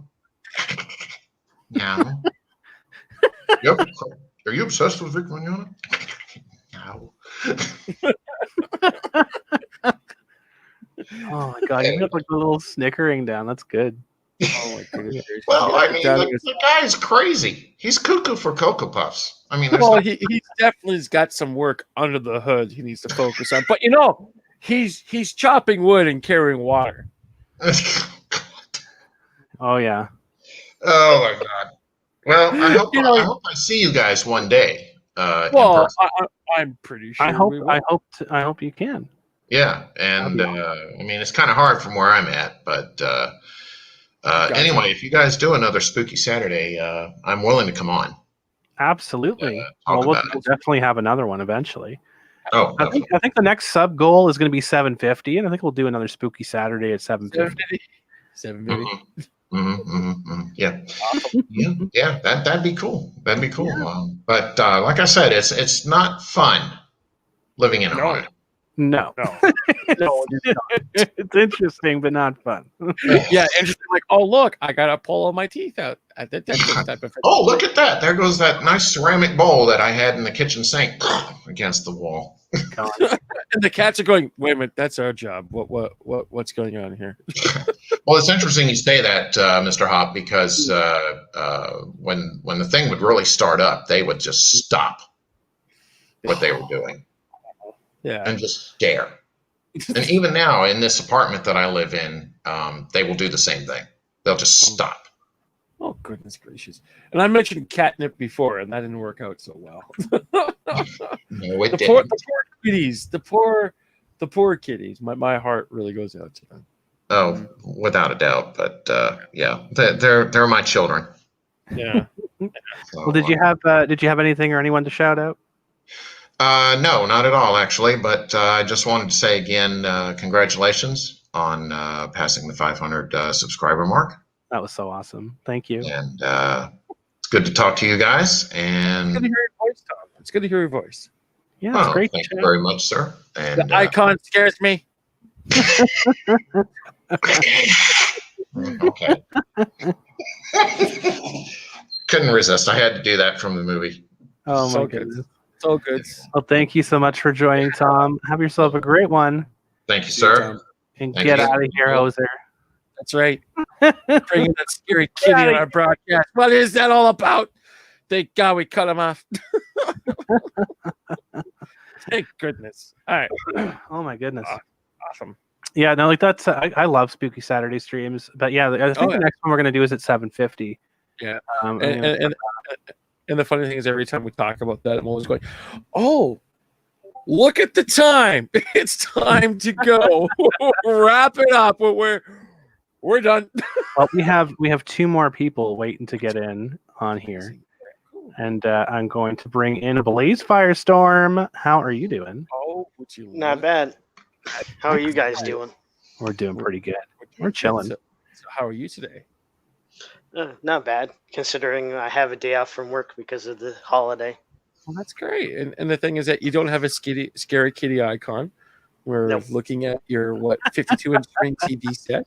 That makes me a little more happier because it's a consumer product. Yeah, with all my different consoles in there too. That's amazing. That's beautiful. I love it. I had to customize that shelf and make it so that I had my consoles there.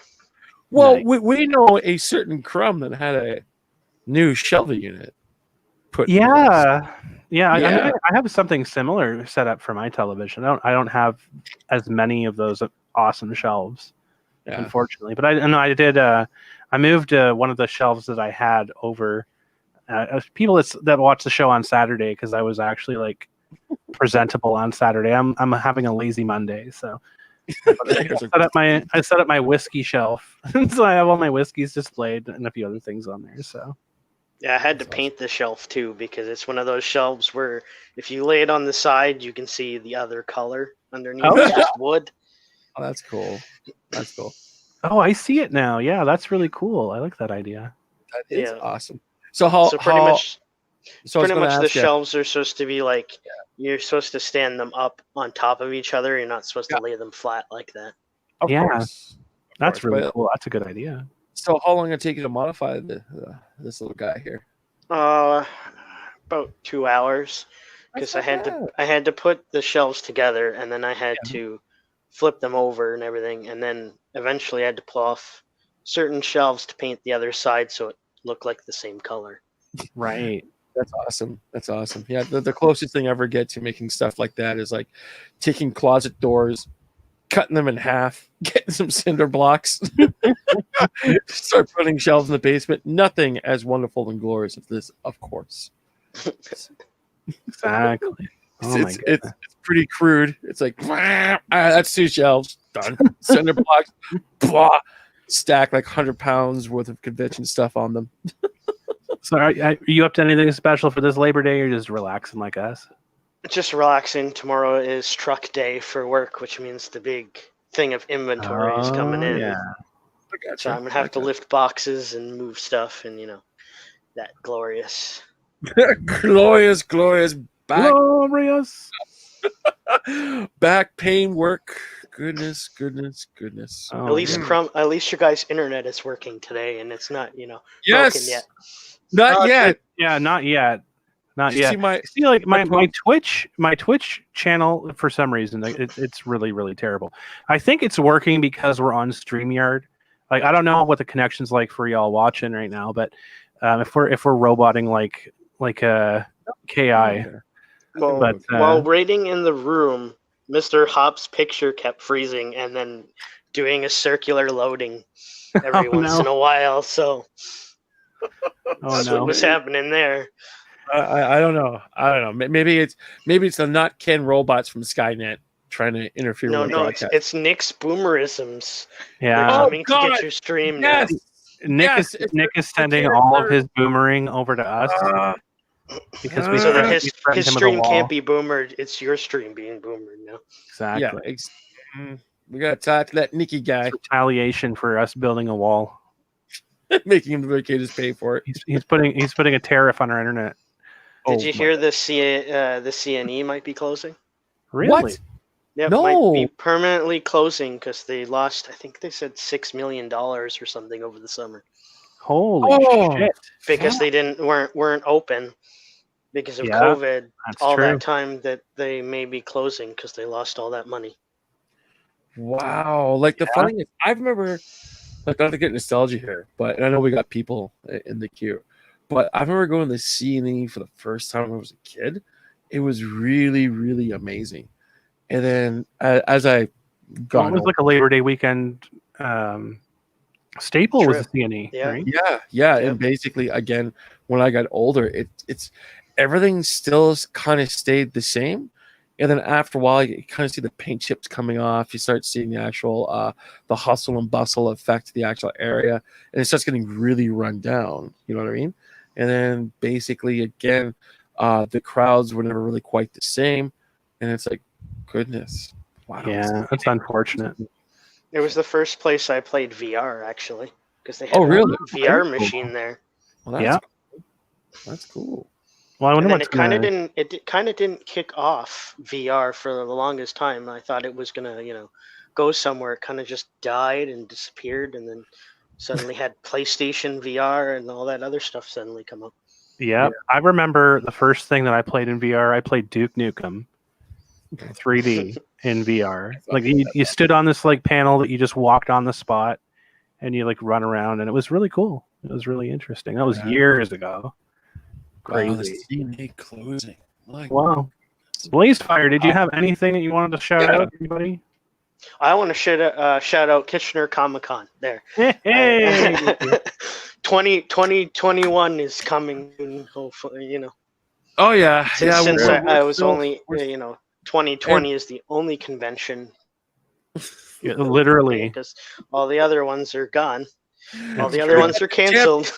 Belts for that one. I'll take a win by default for that. Yeah, everything's canceled. It's like my local con's not even running, so it's like okay. Oh man. Well, one of the few things I actually want to tell you really quickly here, Blaze, is I would like thank you very much for getting involved with our tweets and stuff like that, and I definitely see them.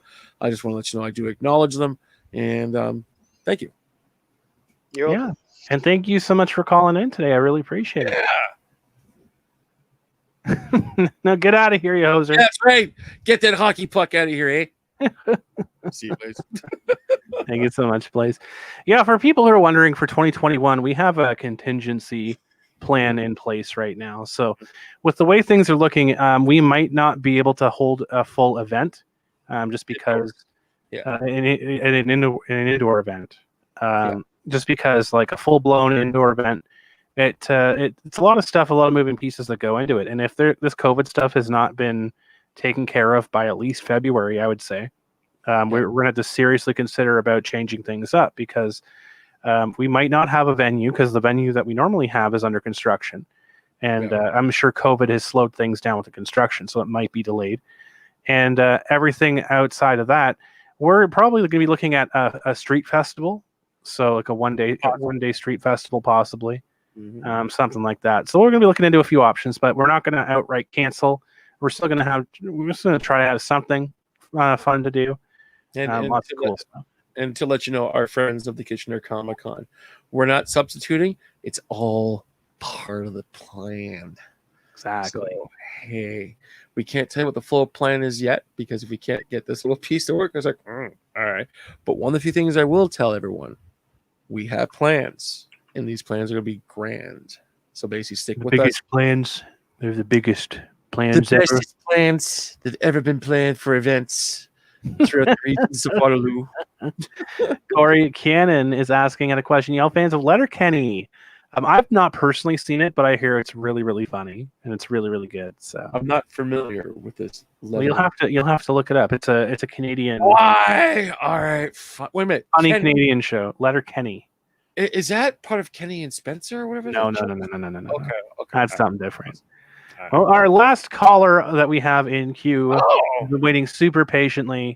Oh my goodness, Randy. Well, hello. Hi. Welcome. Can you hear me?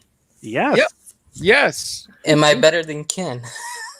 Wait a second. Hold on. It's been less than 10 seconds. And yes, you are. All right.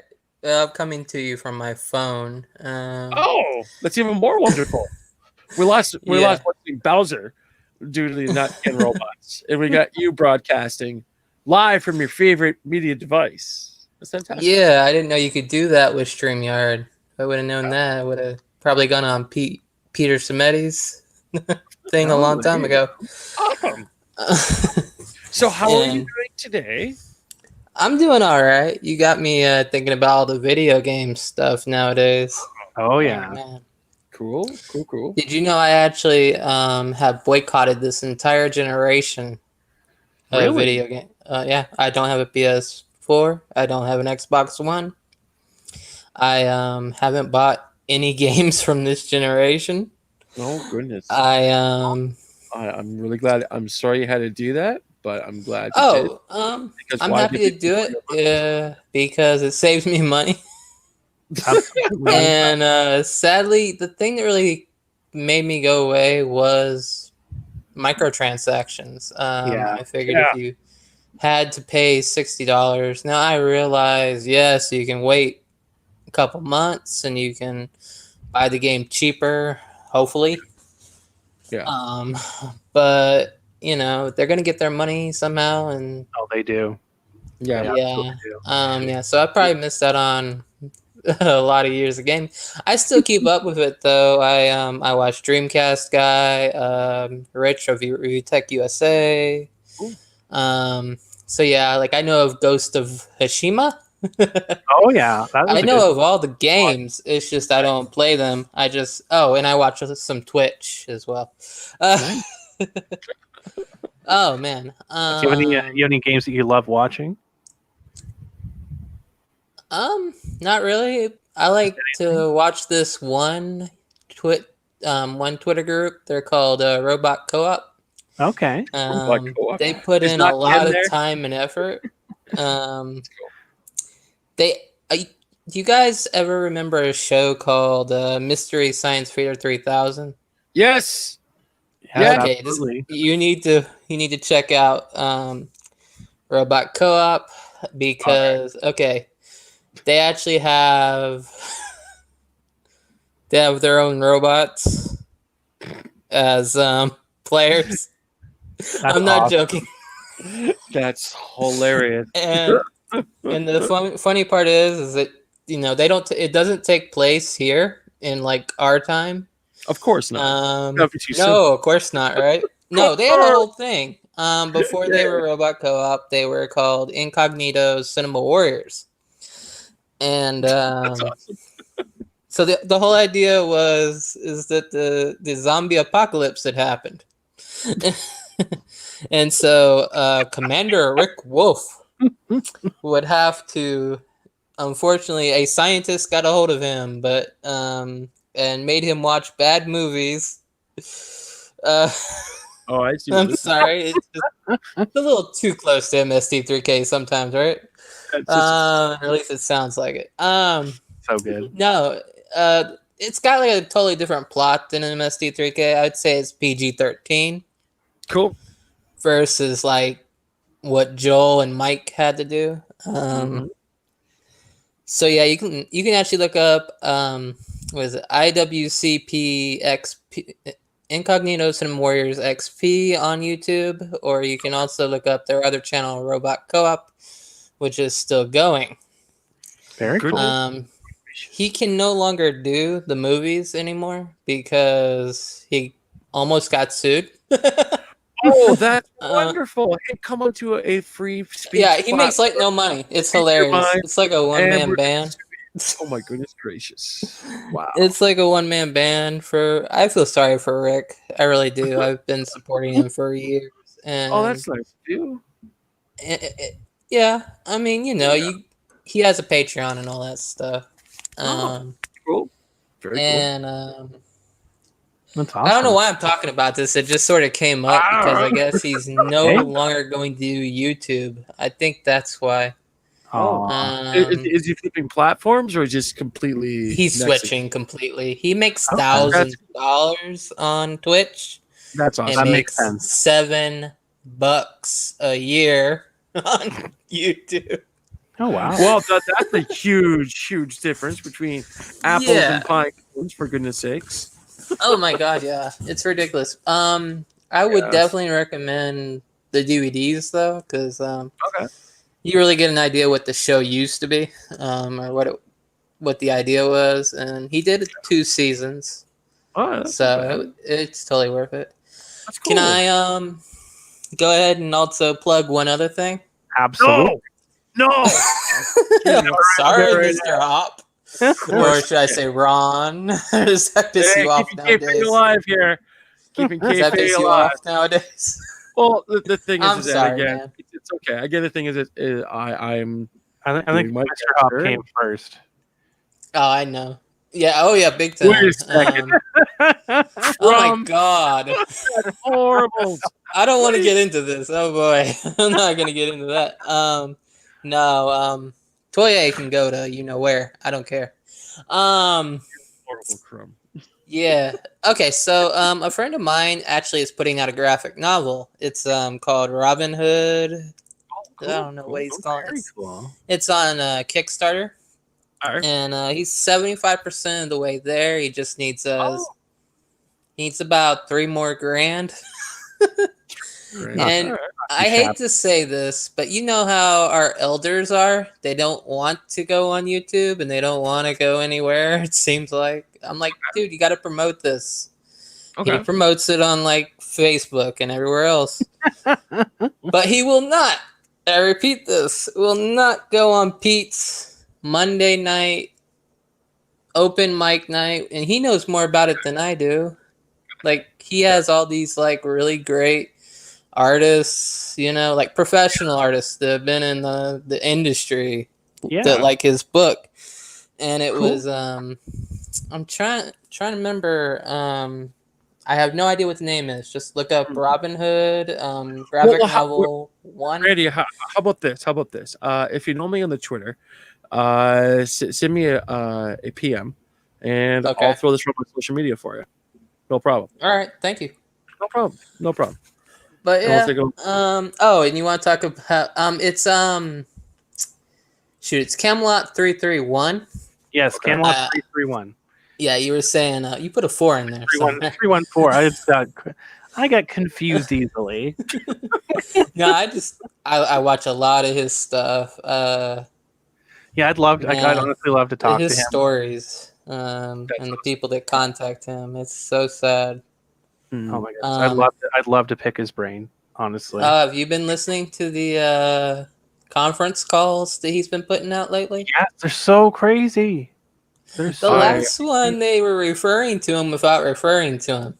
It was like, oh my god, why don't you just say his name? I mean, say the name. Just say Camelot. Was it Jeff Douglas or no? Sorry, Yes, that's it.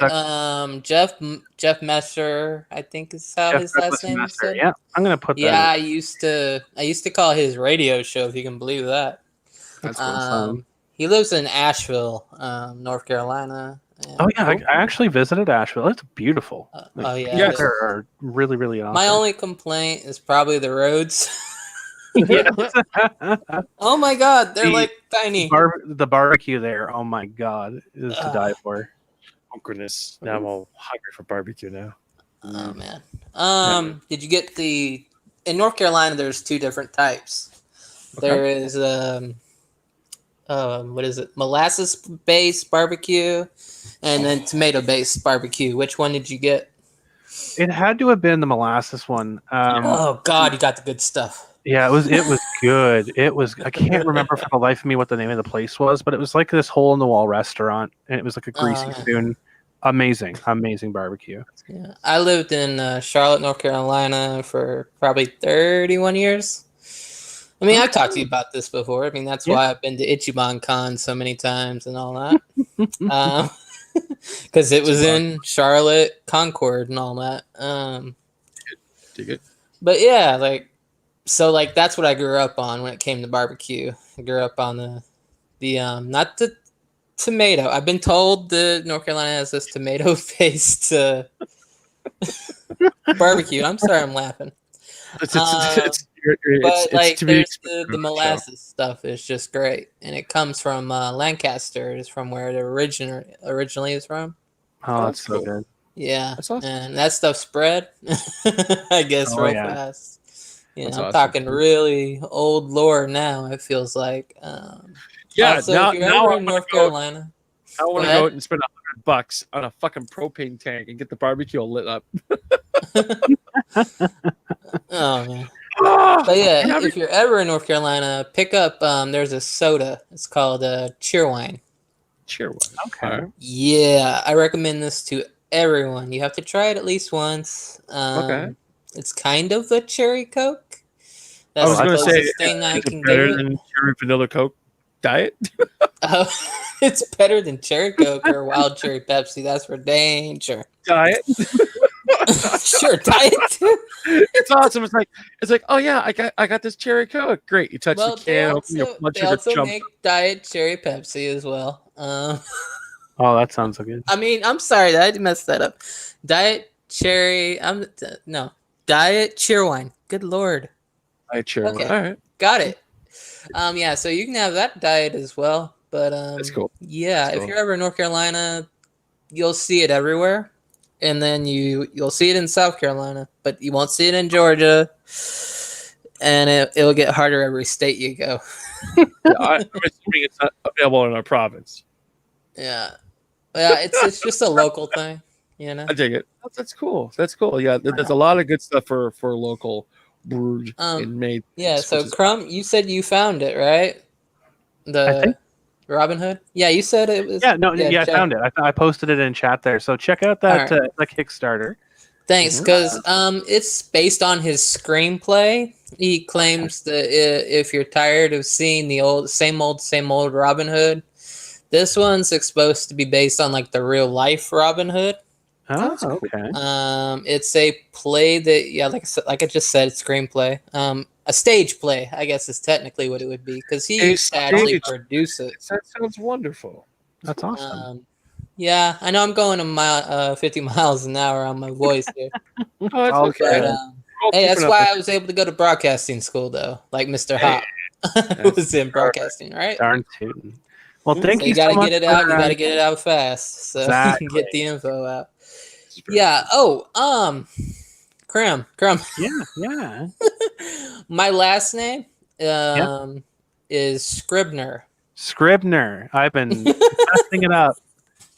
It's okay. Randy That's Scribner. the other one I get. I get what you say a lot. I Scribner or whatever. apologize that I've been Scribner. mispronounced it. I will try to remember. Cool. I was actually gonna point you to Peter's last stream because he was doing something for me. Nice. Okay.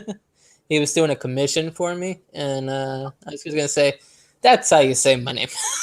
That's how you say it. Oh, it's hilarious. I love the fact you guys love wrestling too, because I'm a huge wrestling fan. Goodness gracious! Just really quickly here, did you hear what happened to Vince McMahon telling all of his talent? I can't believe he's doing that.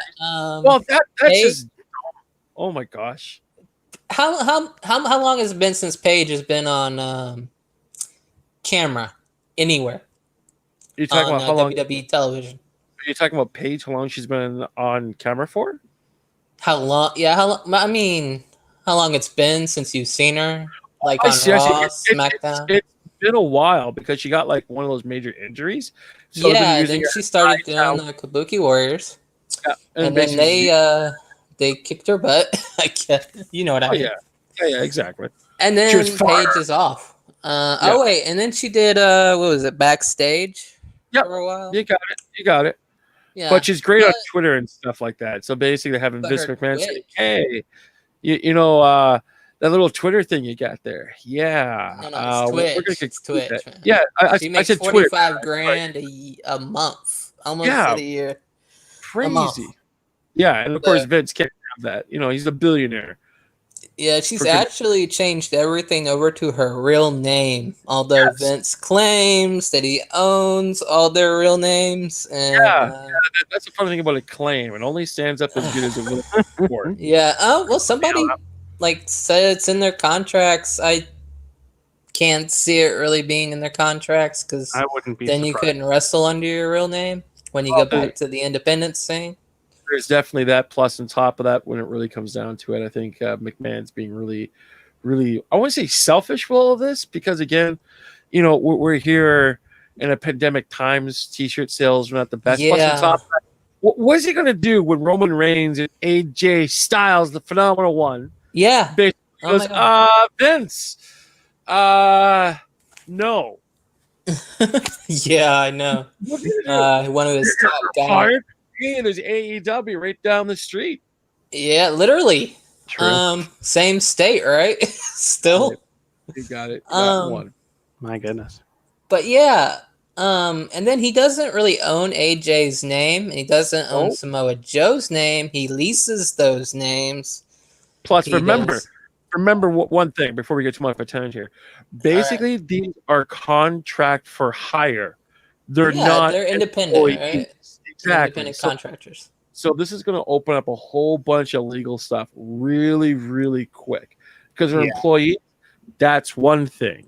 But since they're contract for hire, that's a whole other thing altogether. Yeah, exactly. Oh, man. Yeah. I mean, you know, it's been pretty unethical for years. I don't even think they can go back to California now. Because California made some law.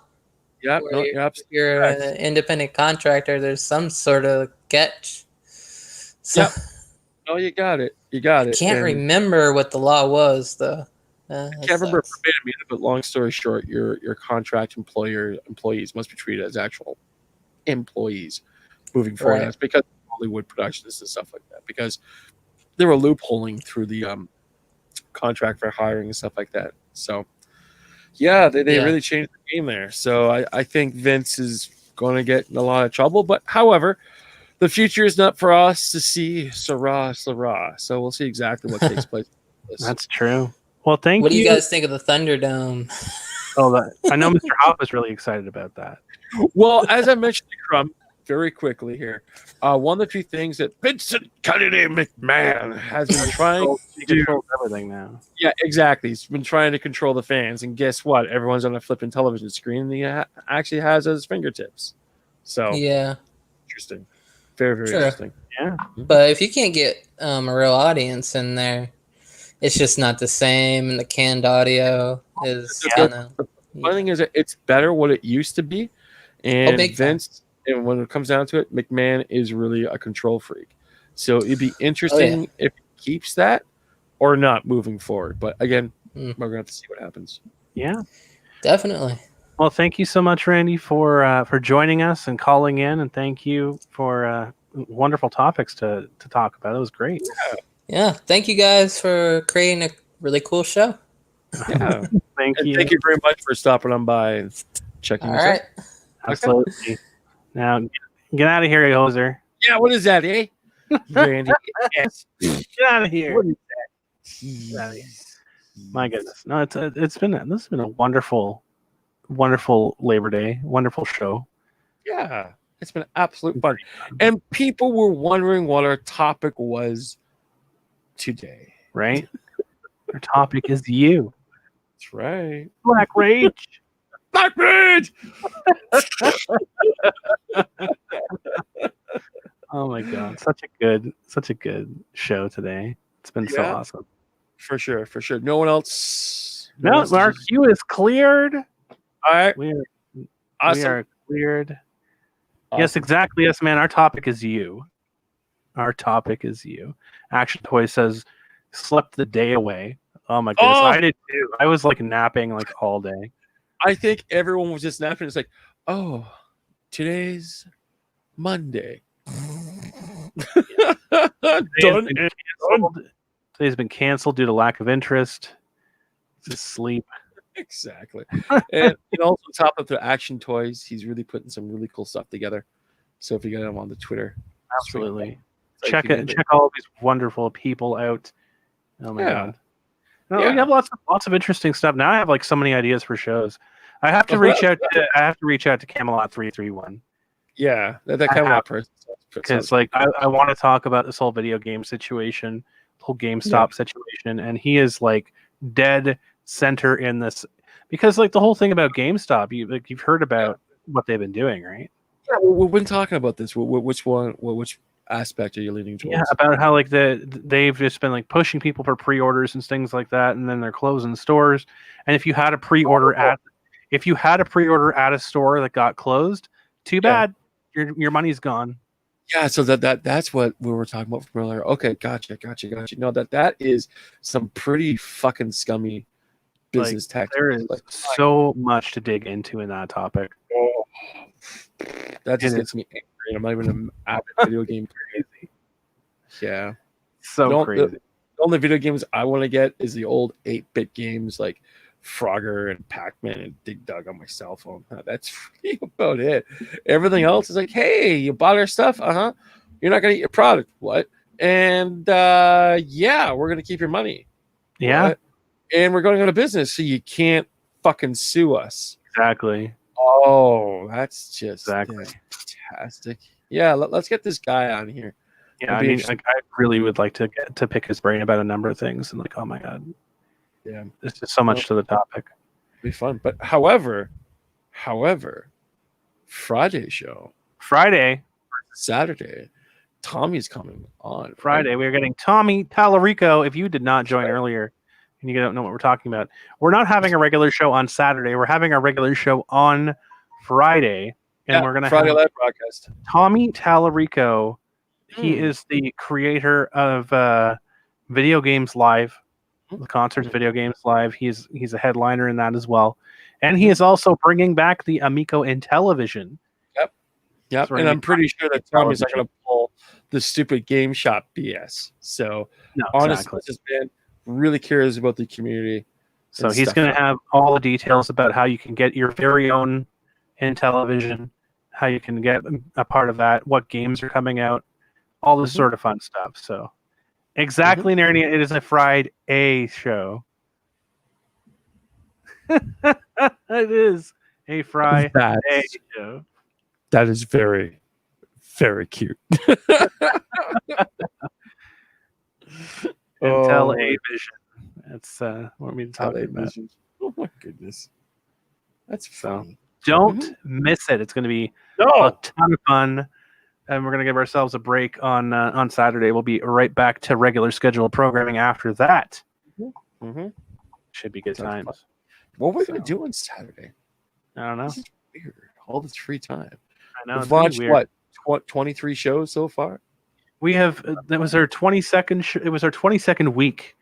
We've had more than 23 shows because we've had a couple specials too. This is very true. My goodness gracious. Almost half a year. Wow. Almost 6 months of shows. Time flies. Crazy stuff. So yes, if you're not already subscribed, smash that subscribe button. Yep. Hit that like button. Give us a little updoodle. And don't forget to hit the luscious taco bell button to be notified from all of our different notifications. That come through. Hit the notification bell. Make sure that you get notified when we go online. And never miss a live show, because you never know who's going to show up, right? That's true. the fun part. And also remember, you don't make our show, you make our show better. So tune on in, have fun with us, have a good time. And I think that is about also, Mr. Hop. Final thoughts on this lovely Labor Day weekend. Well, what can I say that hasn't been said already?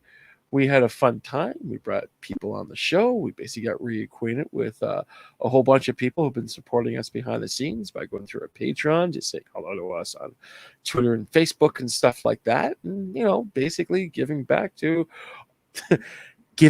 our wonderful chats, everyone who's engaging with us. It's very good. Very good. We're building a wall before. Yeah. Building something wonderful. That's right. Absolutely wonderful. Always a pleasure to spend time with y'all in the chat. You guys are fantastic. No, they're not. They're not fantastic. They're absolutely wonderful. Spectacular. Yep. Wonderful. Amazing. Friendly neighborhood. And don't forget uncanny, followed by incredible. We can play this avenging game all absolutely. Well, thank you guys so much for tuning in. This has been another Canuckleheads. Remember, folks, keep your stick on the ice.